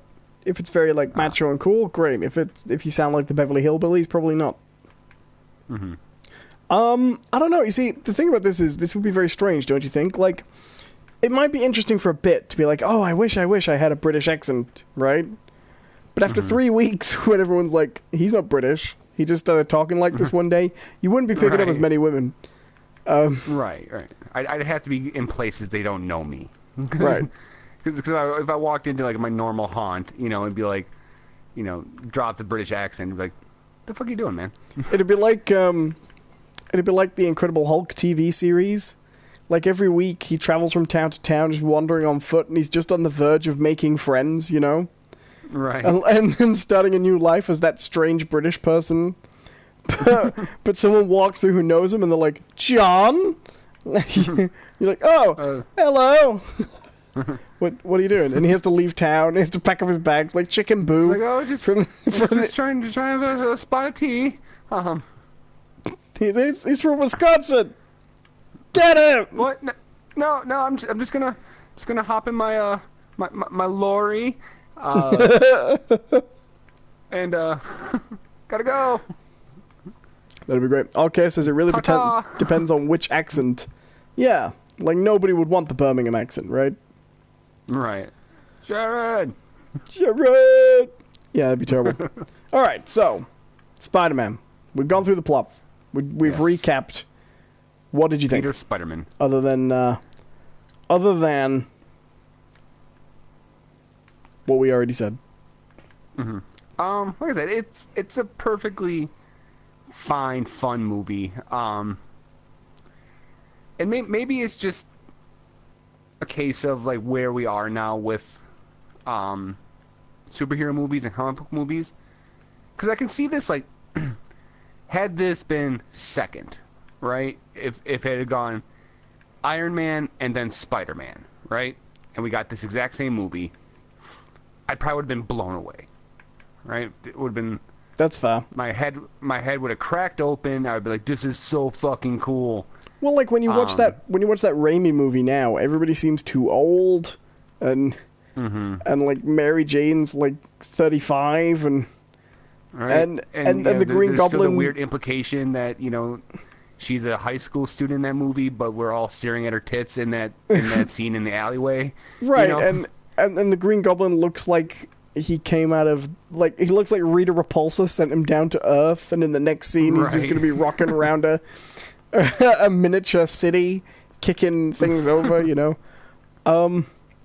Like, I like those Raimi movies. Spider-Man 2 I don't think has aged that badly at all, but the first one, it came from quite a different time. Like, do you remember how controversial it was that he wasn't going to have the mechanical web shooters?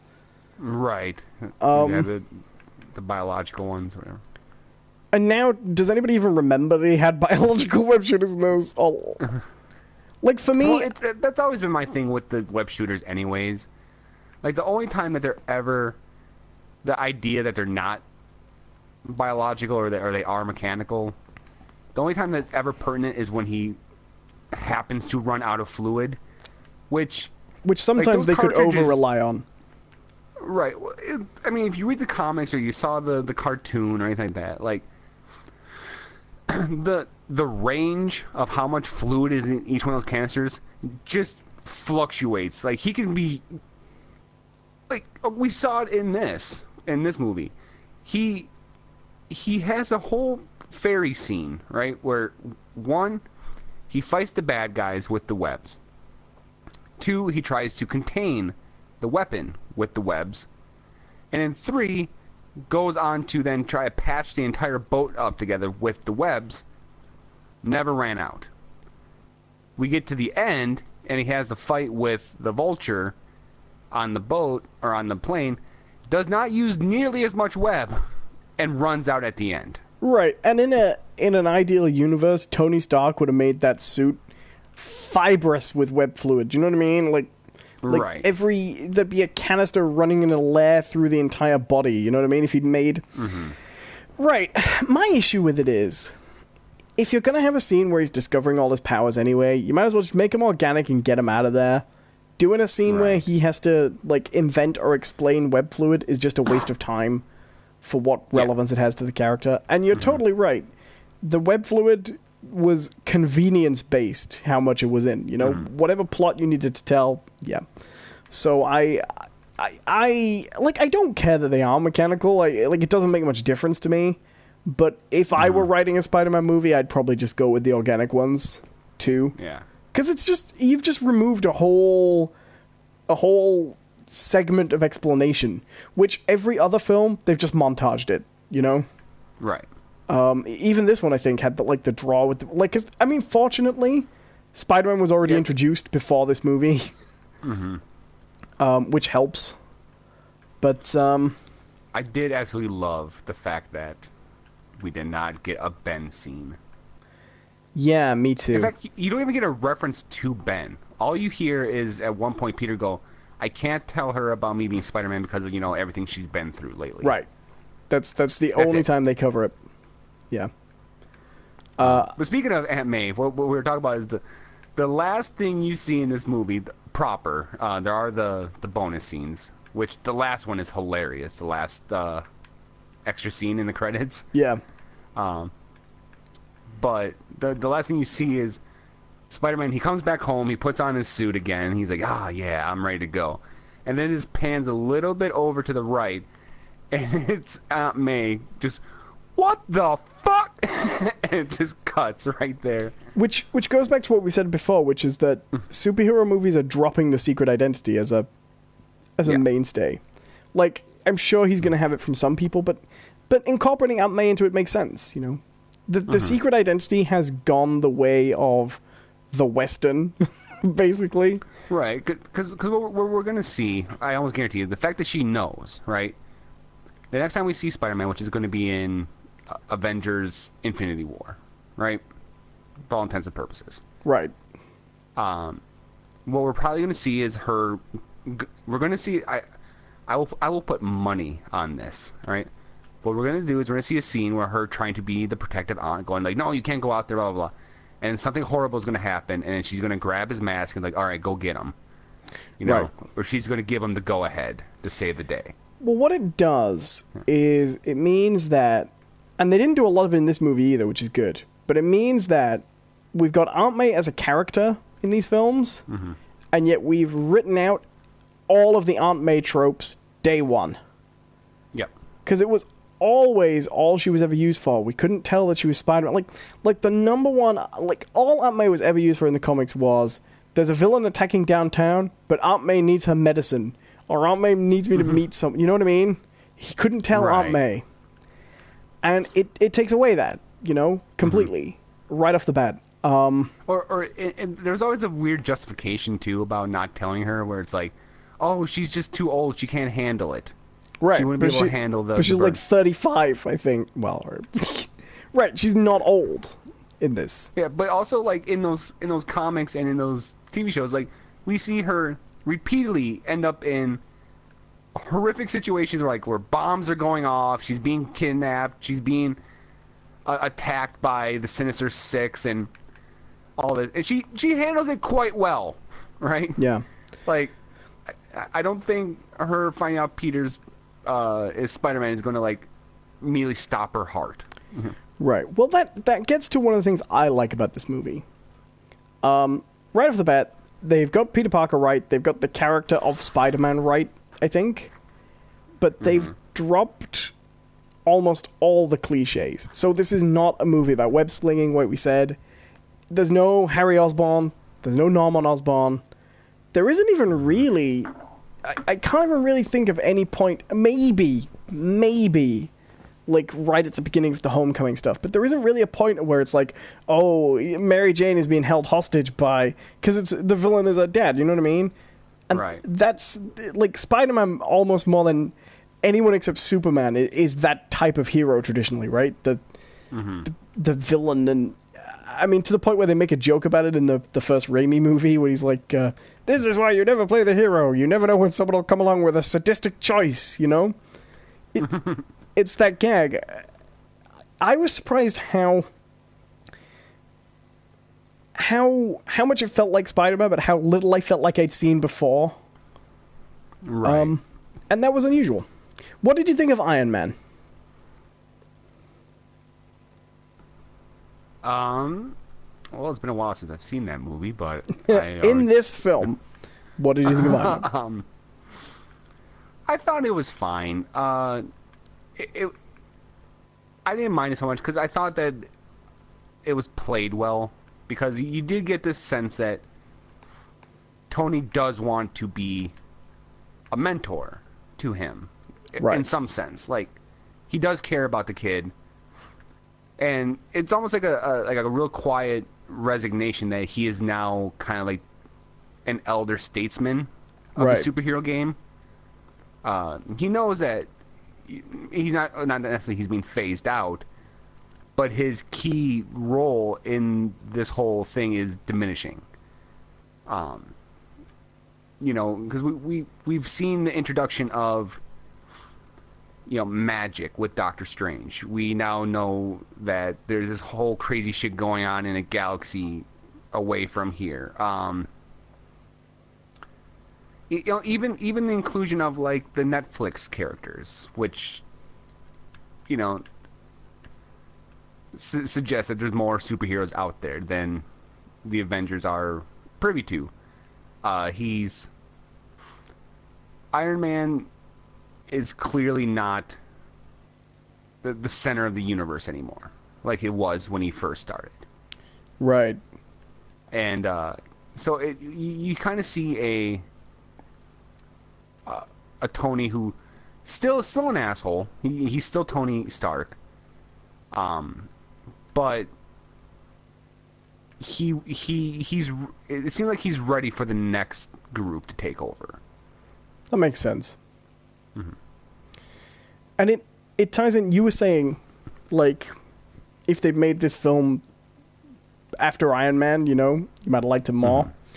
I think it's worth mentioning. This wouldn't. If they'd owned the Spider-Man license and they'd made a Spider-Man movie after Iron Man, it could never have been this.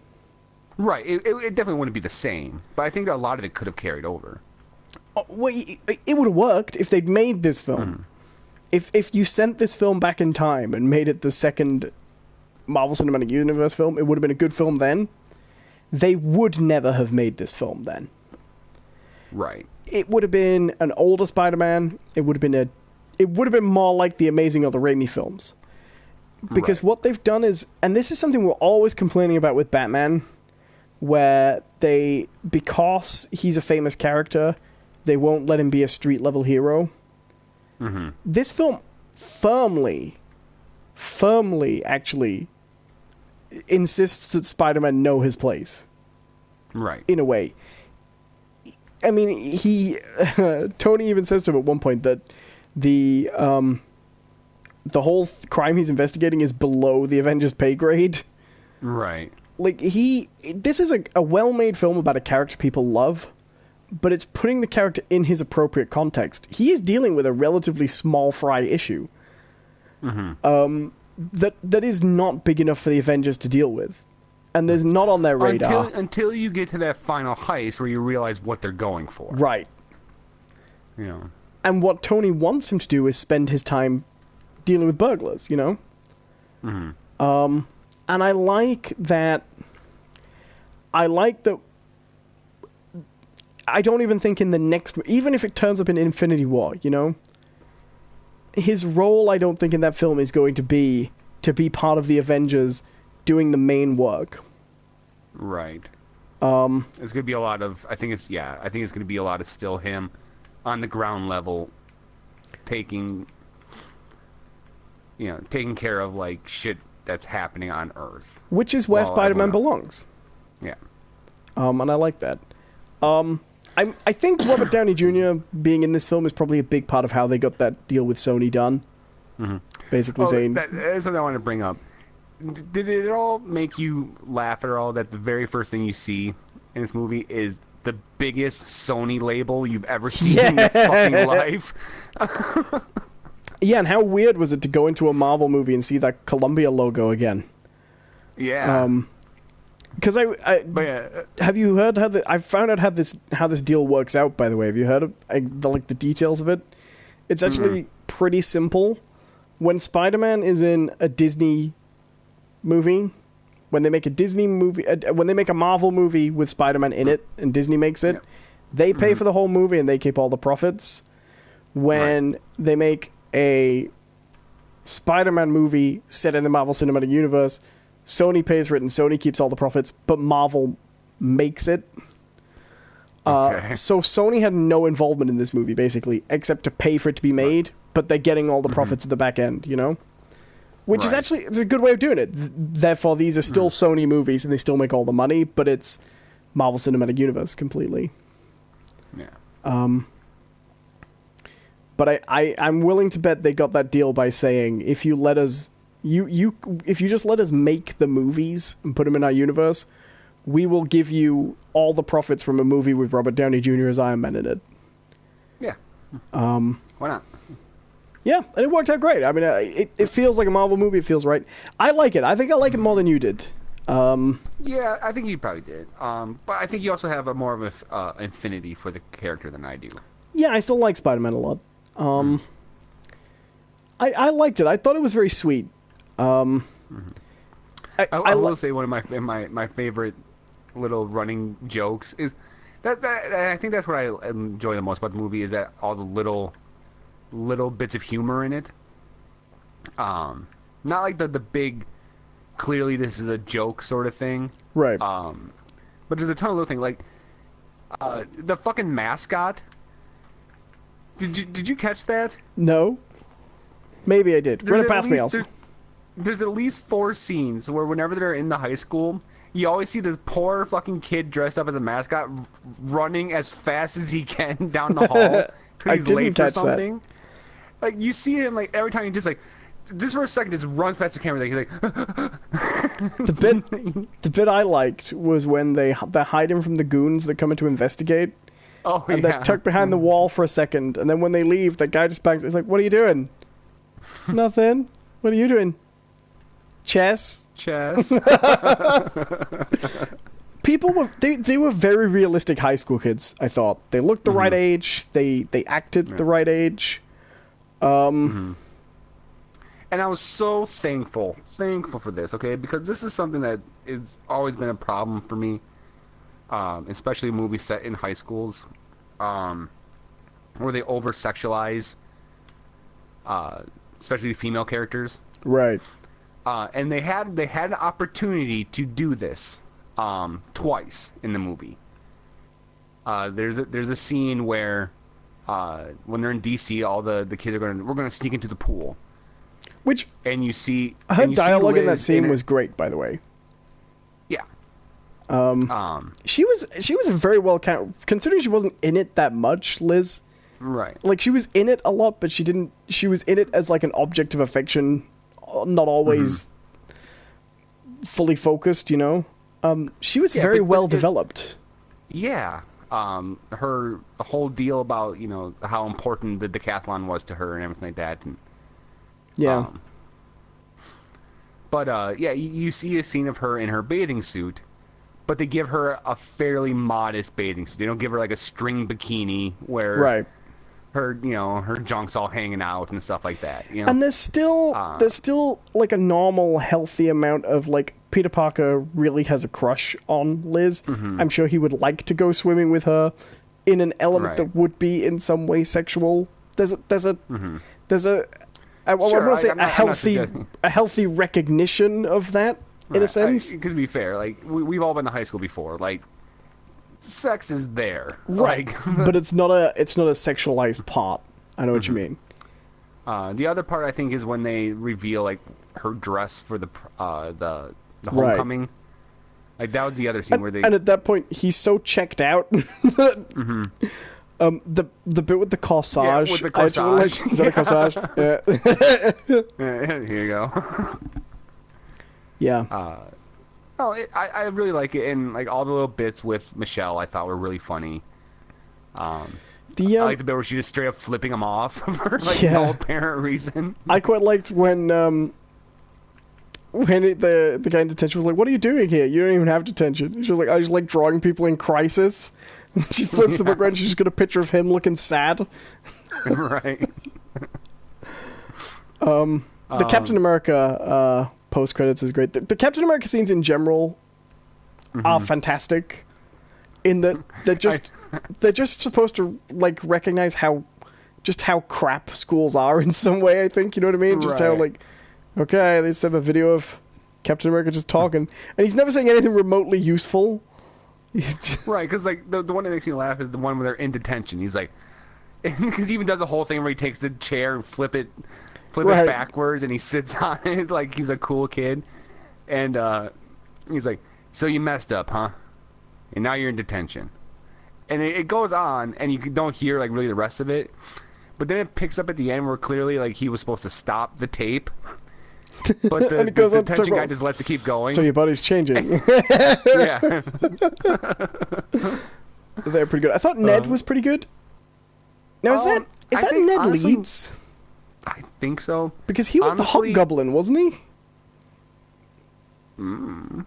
Or was he the Hobgoblin that turned out not to be the Hobgoblin? Do you remember this story? Yeah. I feel like he was supposed to be the Hobgoblin and didn't become the Hobgoblin. Honestly, I kind of thought Ned was maybe the weakest part of the whole thing. I liked the character, but I see what you mean.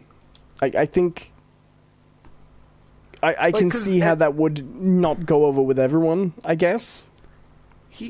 My biggest issue with him was he, in a weird way, became like Spider-Man's biggest foil in the whole fucking thing.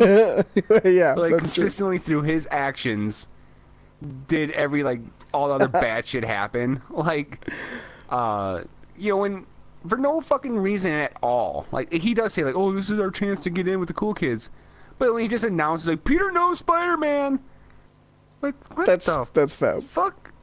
Like, but I think he was forever redeemed by that hat. It was when he phoned him up. He said, wearing it. He said, "I think we're gonna go, man. The hat's not working. It's." Because that's what you do when you're that age, don't you? Like, I'm gonna go to a party. I'm gonna wear a fucking hat, and everyone will love me. Cool hat. Like if I just wear this one T-shirt, right? I'm so getting laid tonight. And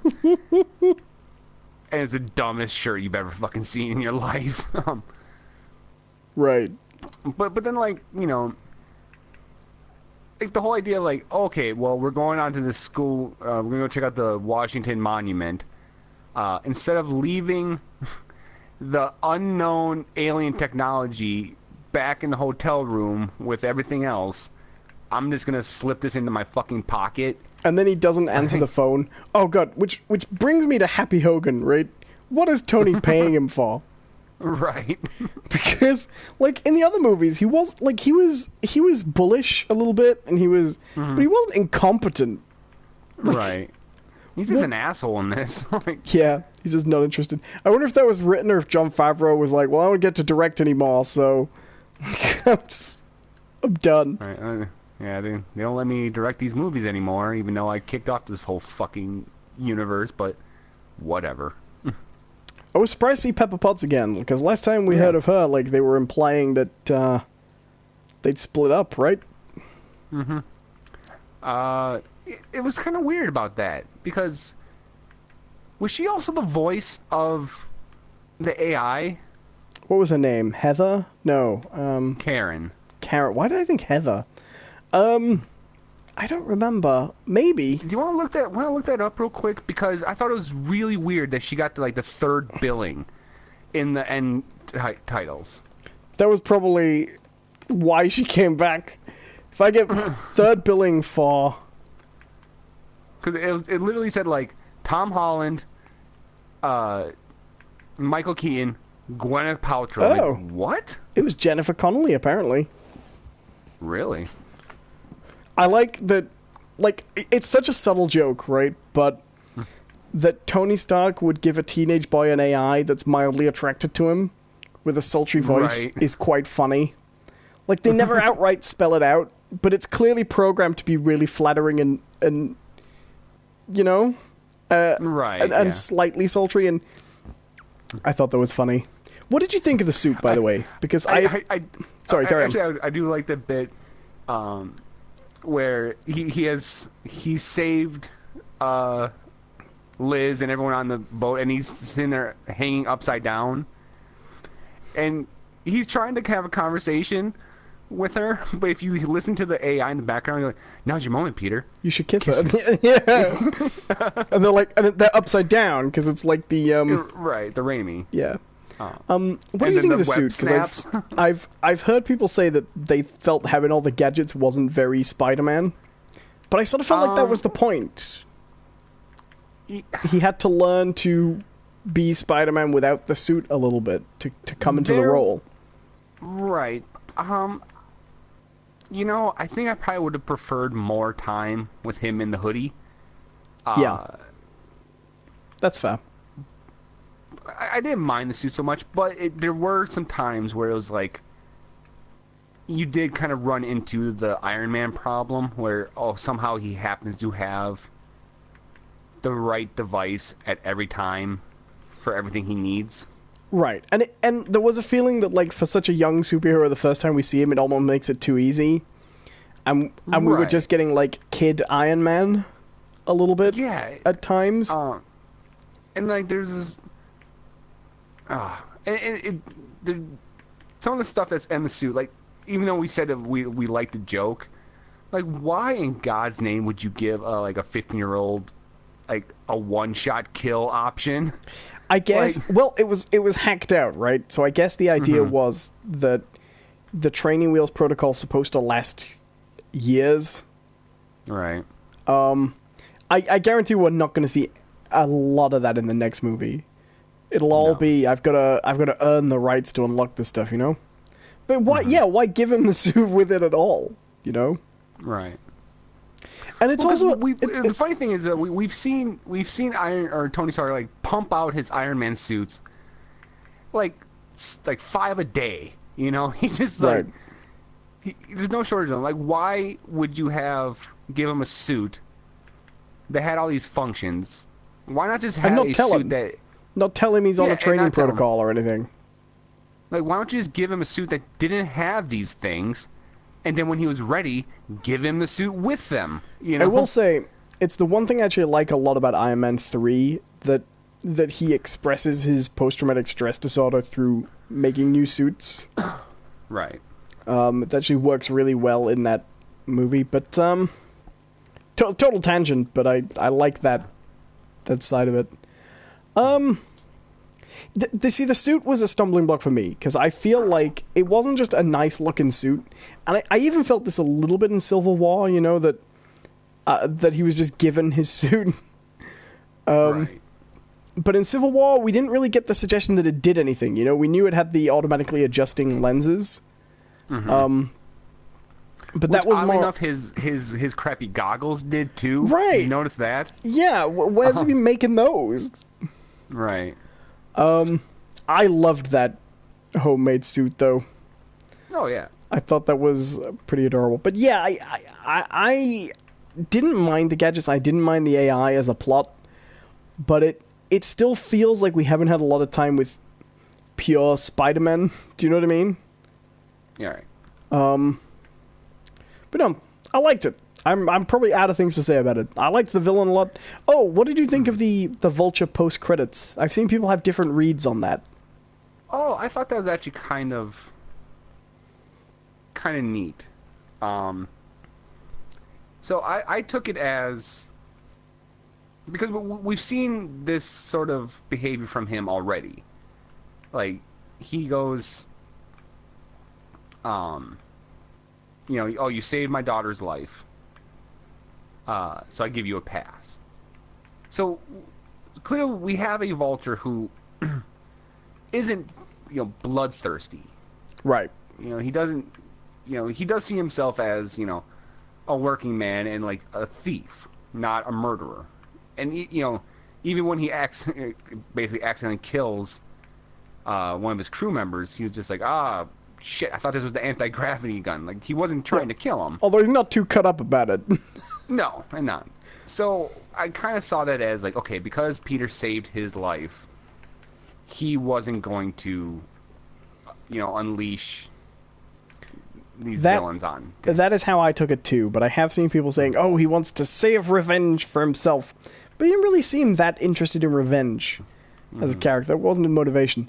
I did actually like, by the way, we didn't mention this, but is this the first Marvel movie where we've actually seen a character go out of their way to not kill the villain? Yeah, I maybe.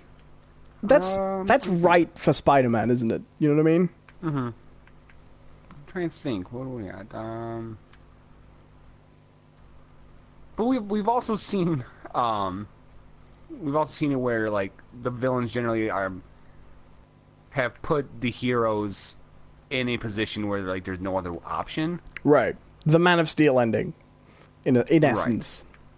Right. Mm-hmm.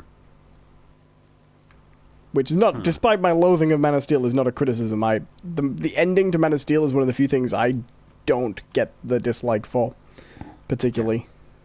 I was like, oh, he doesn't kill. What? Like, did you see the situation he was in? Like, right, like, if you want to say, well, they shouldn't have put Superman in that situation and written it that way, okay, fair enough, that's fine. You can argue that all the events leading up to that were bad writing, I guess, because they wanted to, fair enough, but, like, I'm pretty sure I've seen Superman in the comics do stuff like that. Sure. Plenty of times. So, maybe this is why, since you evoked the DCU,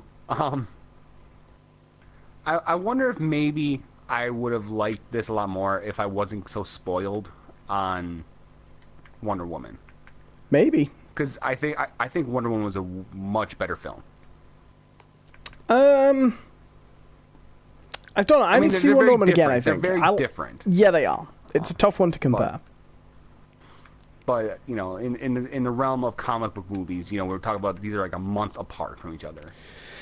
I think, yeah, when it comes to where I would put it against other movies, and particularly other Marvel movies, I think part of the problem is, part of the difficulty is Spider-Man still feels like a very supporting character here. Not in his own movie. He's obviously the hero of this film, but it feels like we're looking at the story of a supporting character in the Marvel universe for now. And maybe it will turn out that Spider-Man's arc is going to be a gradual path to one of the most beloved superheroes, and they're starting small. Do you know what I mean? But like, so I'd probably put this one above Doctor Strange, which I liked, but I felt was very formulaic. Yeah, I think I would too. And I'd probably put it above the ones I don't like. Like, I don't like The Incredible Hulk that much. And then the Avengers films, they aren't really a good comparison because they're the ensemble ones. Right. But, like, I wouldn't put it above the first Iron Man film, though maybe I'd put it above 3. Maybe not 2. I like 2. I don't think 2's that bad, but... Oh, I do not like 2. But yeah, like, I wouldn't put it... 3 more than 2. I wouldn't put it above the Guardians of the Galaxy films, because I think those are great. And I wouldn't put it above... I might put it above the first Captain America. Right, and that's, like, the first Captain America is not bad. It's just the Marvel Cinematic Universe has come a long way since then. Right. I think. And the first Captain America is a very straight-edge film, you know? I like it a lot. But, yeah, probably of the origin stories, of the characters' first individual movies, I probably put it below Iron Man. Who else are we looking at? Iron Man, Thor, Captain America, Hulk. Below Iron Man, above Hulk. I'd probably put it above the first Thor movie. See, I like the first Thor movie, but I probably would too. Yeah. Mind you, I like the first Captain America more than I like the first Thor movie. I don't know. I'd put it in there, but I wouldn't. It certainly wouldn't beat. Wouldn't beat Civil War for me. Right. It wouldn't beat Winter Soldier. Wouldn't beat any of the Guardians films. Might beat the Iron Man sequels, actually. I'd put it above Thor 2, which I don't think's one of the better ones. And then the Avengers films, I don't know. Like, I feel like slotting the Avengers films in is a bit of a weird experience, because the whole point is that it's the coming together, do you know what I mean? Right. What about, like, Ant-Man? Have you seen Ant-Man yet? Still haven't seen it. I'd say it's probably very solidly on a level with Ant-Man, actually. Okay. They're both origin movies. They're both pretty light. They find their own tone. They establish a character who's not currently a big hitter in that universe or traveling in Avengers circles, you know? I'd say it's probably pretty comparable to Ant-Man.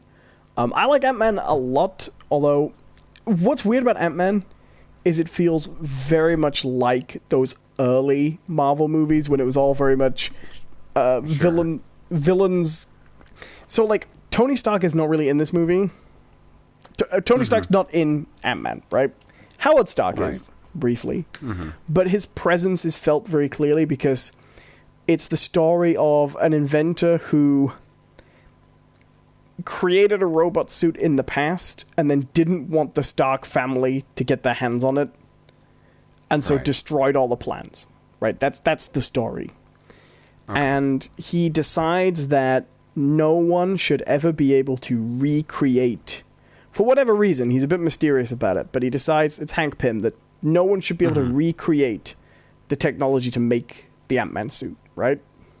Right. And when he finds out that his protege, ex-protege, who they separated on bad terms because he wouldn't help him make the suit, when he finds out that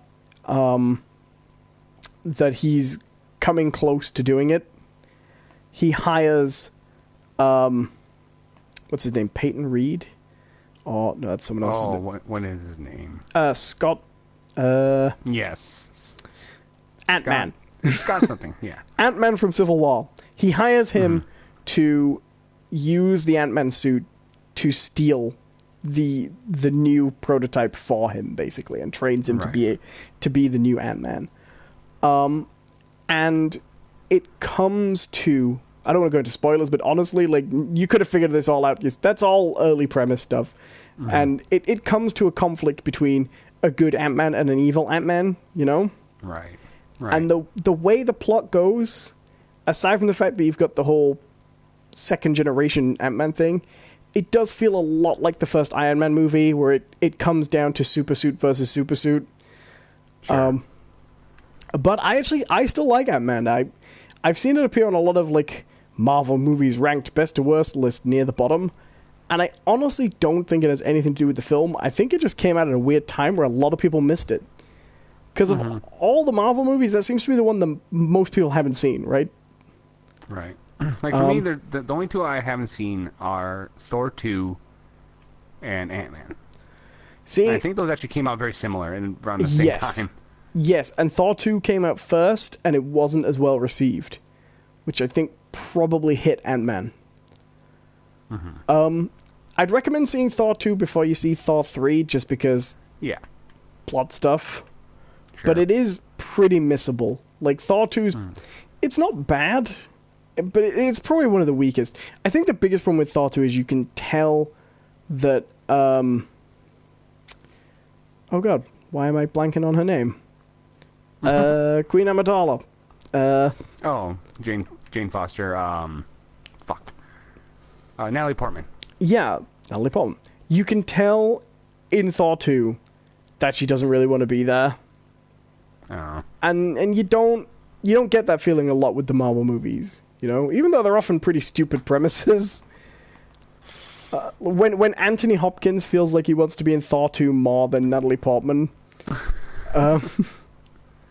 you know, you're in a weird place. Yeah, but remember, Anthony Hopkins is now also in a Transformers movie.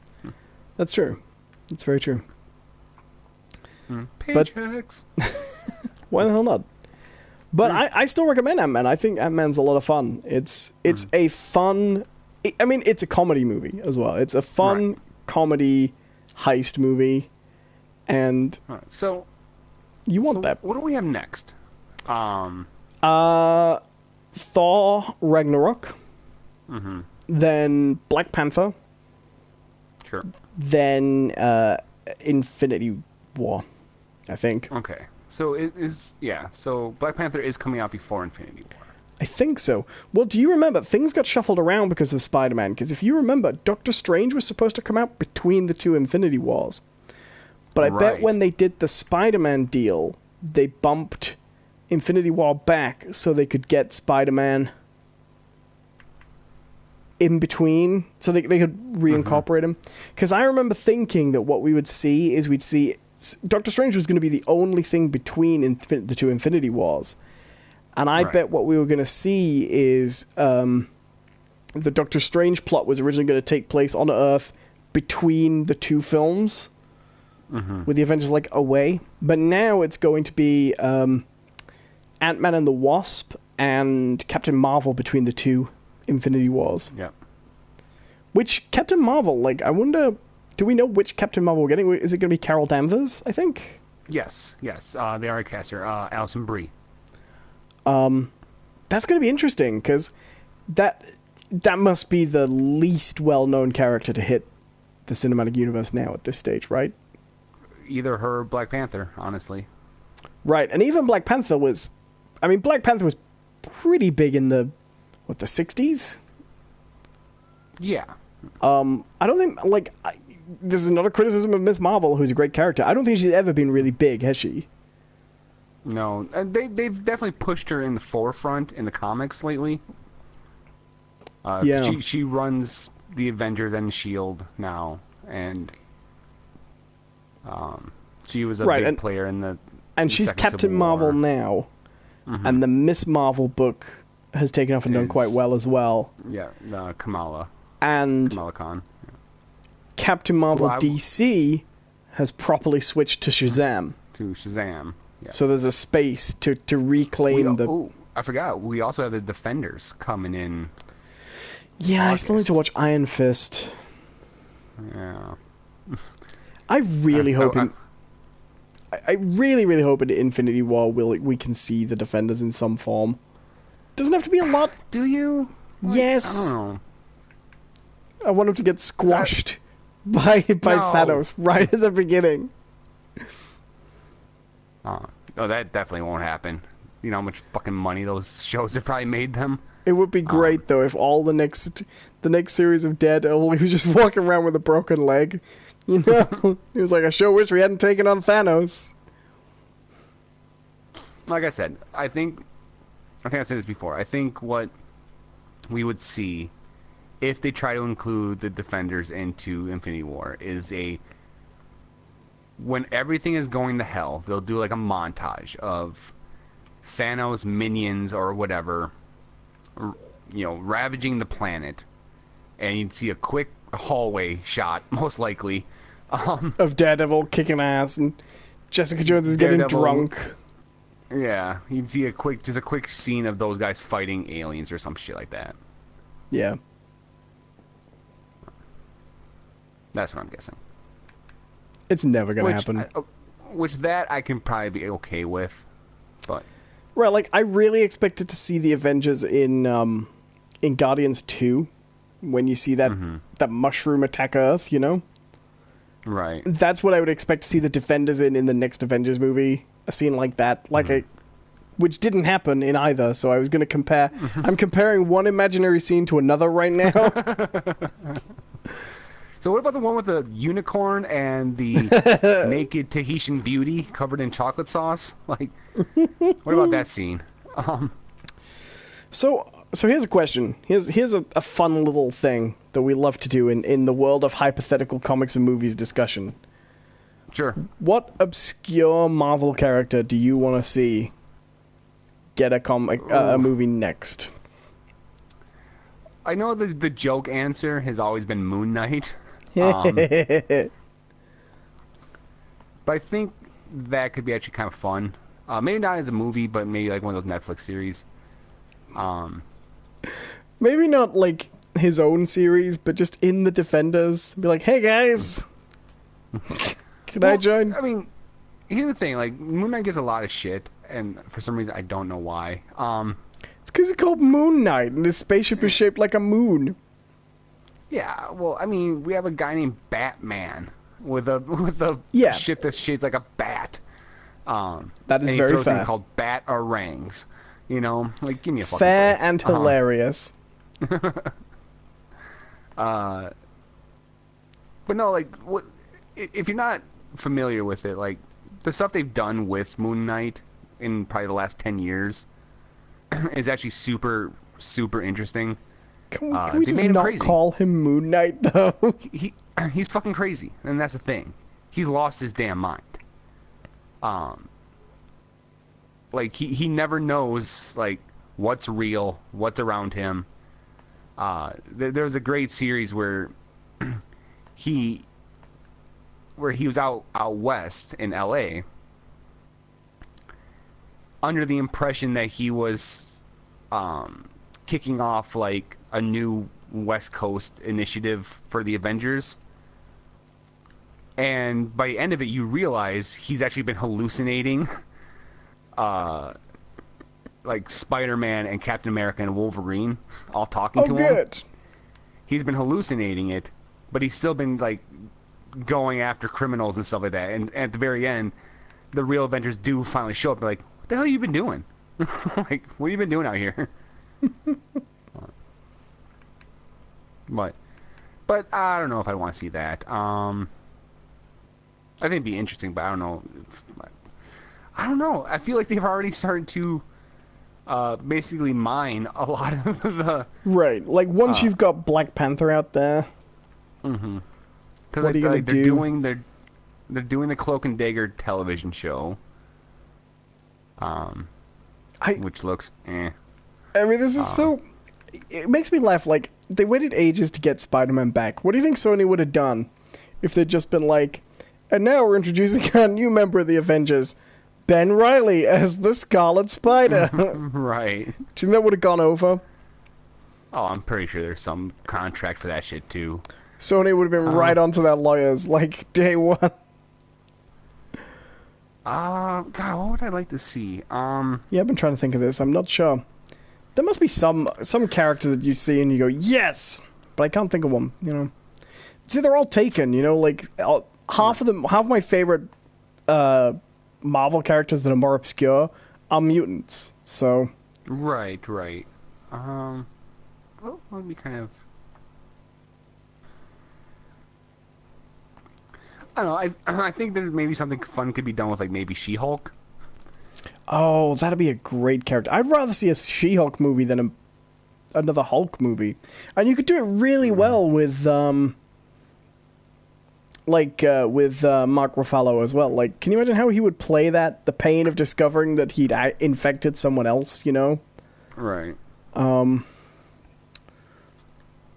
be great.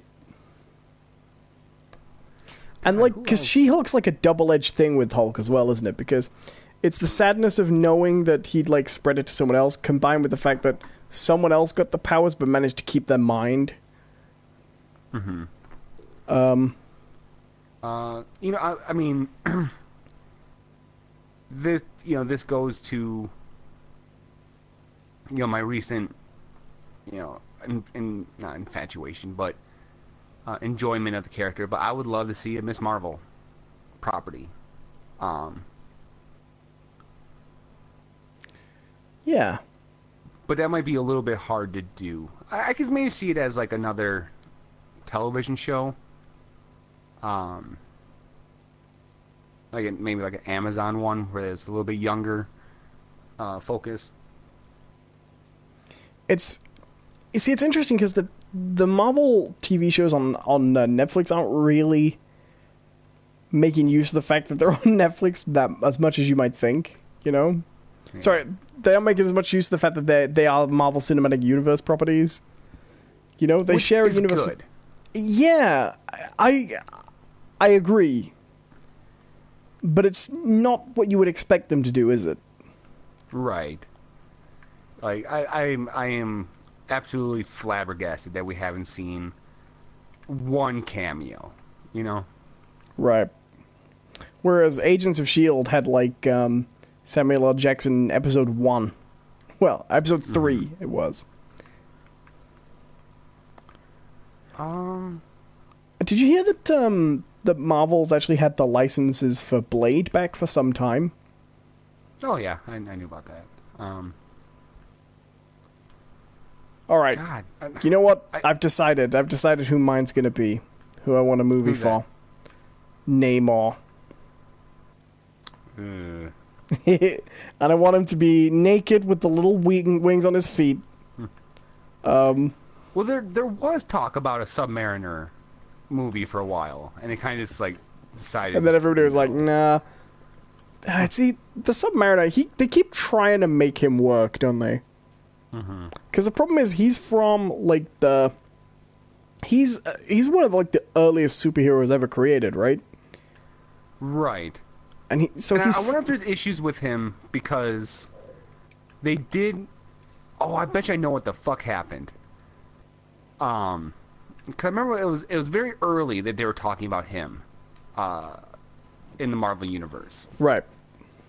And I think it was really before like the comic side of things and the movies started to kind of work together. Because like the early movies, like the comics were still doing whatever the fuck they wanted. Right. And so I want to say it was right around when the first Iron Man movie hit. They made this whole storyline with Namor, and they referenced him as the first mutant. Right. So you reckon they got him stuck with the X-Men license? Yeah, because then Fox, or not Fox, Sony. No, it's Fox. Didn't They have X-Men. Yeah, okay. They own mutants, right? The term mutant. Yeah, in movie form. Yeah. Well, like, did you ever hear about that Mutant X TV show? Oh, yeah. Which was being shopped around as an X-Men TV show, and then they found out they weren't allowed to make it right at the last minute. Right. I still need to see this. See What is it called? This X-Men TV show? What's going on at the moment? The Gifted. Yeah, I keep forgetting about that. I hear mixed things about that. Some people say it's good. Some people say it's terrible. Hasn't it even started yet? I didn't even think it. I think it's finished. No way. I'm gonna look I it know up. they made a Legion television show, and Oh, maybe that's what I'm thinking of. yeah, There's I a have TV no show idea what where happened with that. there's a TV show where the main character is Charles Xavier's son in the comics. Yeah, Legion. Yeah, Legion. that one. Yeah, that's all been on, basically. That's finished. Is The Gifted X-Men 2? Yeah. You know what? because Why in don't the they just make a trailer- TV show called X-Men and just do it? Like, nobody's 'cause gonna... Nobody's gonna... It's gonna be one of those things, like... When they made Lois and Clark, The New Adventures of Superman, they tried to make a TV show. There would be a Superman TV show that people who didn't like comics would watch, right? But the problem was, Superman fans didn't like it because it wasn't enough comic book, and, you know, romantic comedy drama fans didn't like it because it had Superman in it. You know what I mean? And I like that show a lot, but it's the same thing with this thing called The Gifted. Well, honestly, like the premise behind it looks more heroes than anything else. Right. But in that case, it's a group. people who it's a like the group X-Men of- aren't going to watch it. I don't know. You don't know. Because I guess like the premise behind it, from what I've seen, is it's a group of younger kids. Who I imagine this takes place after X-Men 3, The Last Stand, where essentially the X-Men aren't a thing anymore. Because you hear them talk about it, like trying to find the X-Men, and one of the characters goes, "We don't even know if they're even around anymore." Right, that would make sense. Because it's all these younger kids who have these powers and are being tracked down and hunted. It sounds like they. I feel like Fox have really kind of messed up. Well, did you really hear, with the X-Men? Have you heard their plans for the New Mutants? No. So they're making a New Mutants movie, right? For those you don't know, we're talking like Wolfsbane and Sunspot and Magic. Yeah, every mutant you forgot about in the 90s. Right. They're making this. They're making that, and they said like, they came out and said like, oh yeah, it's a horror movie. Oh man, it's called X-Men: The New Mutants. Oh, is it called X-Men: The New Mutants? Yeah. Oh my god. Oh my god, directed by Josh Boone. Written by Chris Claremont, though. It'll be interesting. Doesn't mean anything.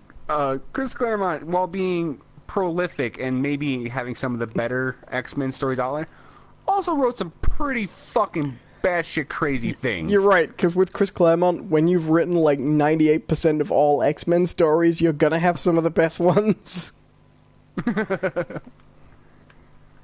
Like him and John Burns, you know, that's... Yeah. I don't think anybody else has ever actually written for the X-Men. He just does it under different names. Well, Josh Whedon wrote a line of X-Men. No, it was Chris Claremont pretending to be Joss Whedon.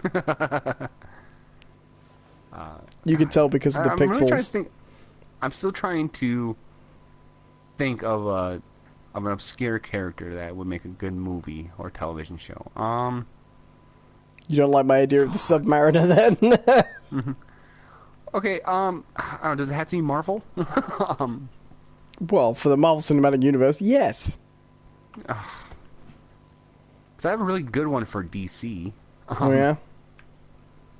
The Question. Oh. Are you going to make him, like, weirdly fascist as well? No. I don't know who I'd pick. D-Man. No. Who is a person, by the way. Oh, what about that guy? What about that guy whose face was just an eyeball? Do you remember him? What was he called? Iris. No, it was like ball. Oh, Orb. Do you remember Orb? Oh, he had no. He wore a big high-tech motorcycle helmet shaped like an eyeball that fired lasers. No, don't remember him all that well. What about Orca? Orca. Could we have an Orca movie? You know, I'd actually... I'm not going to lie. If they want to do more of these kind of aim younger movies, you know, like Spider-Man, I think you just say fuck it and do a Squirrel Girl movie. Yeah, definitely. And she'd be really great done as like a like someone who looks up to characters like Spider-Man, wants to give it a go. Homemade costume, do you know what I mean? Well, because like Squirrel Girl is actually kind of like a running joke in the Marvel, because they're like, oh, she has the powers of a squirrel and she can command an army of squirrels and stuff like that. But repeatedly in all her appearances, she takes out like the worst villains. Like she like single-handedly beat Doctor Doom. I think she took out Galactus and shit like that.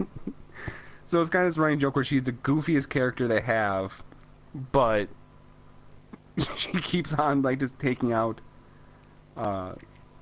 She's always been fun like that as well, right from her early days, you know? Yeah, I mean, it's...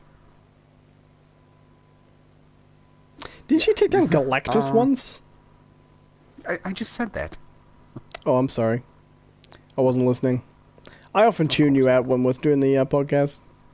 Right back at you, champ. All right, ma'am. You have to think of that soon, because I think we need to finish up so I can get some sleep. Okay, I'm gonna actually what I'm gonna do. I'm bringing up the Marvel Ultimate Alliance 2 roster. Because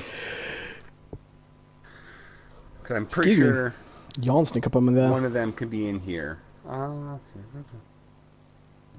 Ooh, oh yeah, Penance. Penance. I forgot he was in that fucking movie, or in that game. The funny thing is, like 6 months ago, well, okay, a year ago, I'd have said Black Panther. I could see. Oh, you know what? Would actually be kind of cool. A Thunderbolts movie. Oh, I think that's too obscure. Oh, well, Thunderbolts is a group, and what they are, they're reformed. They're kind of reformed villains, almost like a Suicide Squad thing. Right. That makes sense. But because it has like Songbird in it, and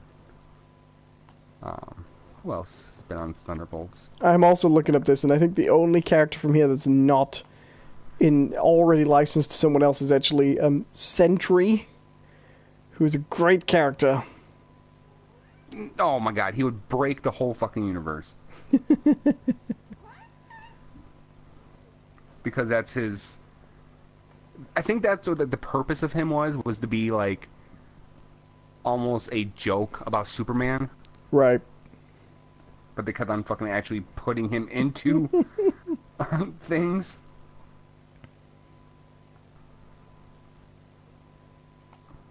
I don't even think he's been in the comics that much since, what, House of M? He had a pretty... He was pretty big with... was it the Dark Avengers? When the whole Norman Osborn... Oh, yeah. Alright, man. We're going to have to finish up here. I'll get some sleep and feed my cat who's walking around on me. You got it all out of your system? We Spider-Man'd out for a time being? Yeah, I think I'm good. I've had my fill of Spider-Man. All right. That's up for the Spider-Man talk. All right. Well, thank you very much for watching, everybody. Hit those like and subscribe buttons. This is a live talk show we do every Monday evening on the internets. Check out the video description below for the usual links and things to our old episodes in the archive. Check out the channel for where you can find everything else we do. Check out our blog at notbiscuits.wordpress.com. And check out my YouTube channel over at youtube.com/Owen Adams. And where can they find you, Jonathan? They can find me on Twitter at JohnCPerson, and they can go to my blog, which is johncperson.wordpress.com. Hey. And if you're already listening to this on this channel, make sure you go and check out some of the Let's Plays I've been doing for this channel. Yes, indeed. All right. Is that everything? Seems like it. All right. See you later, guys.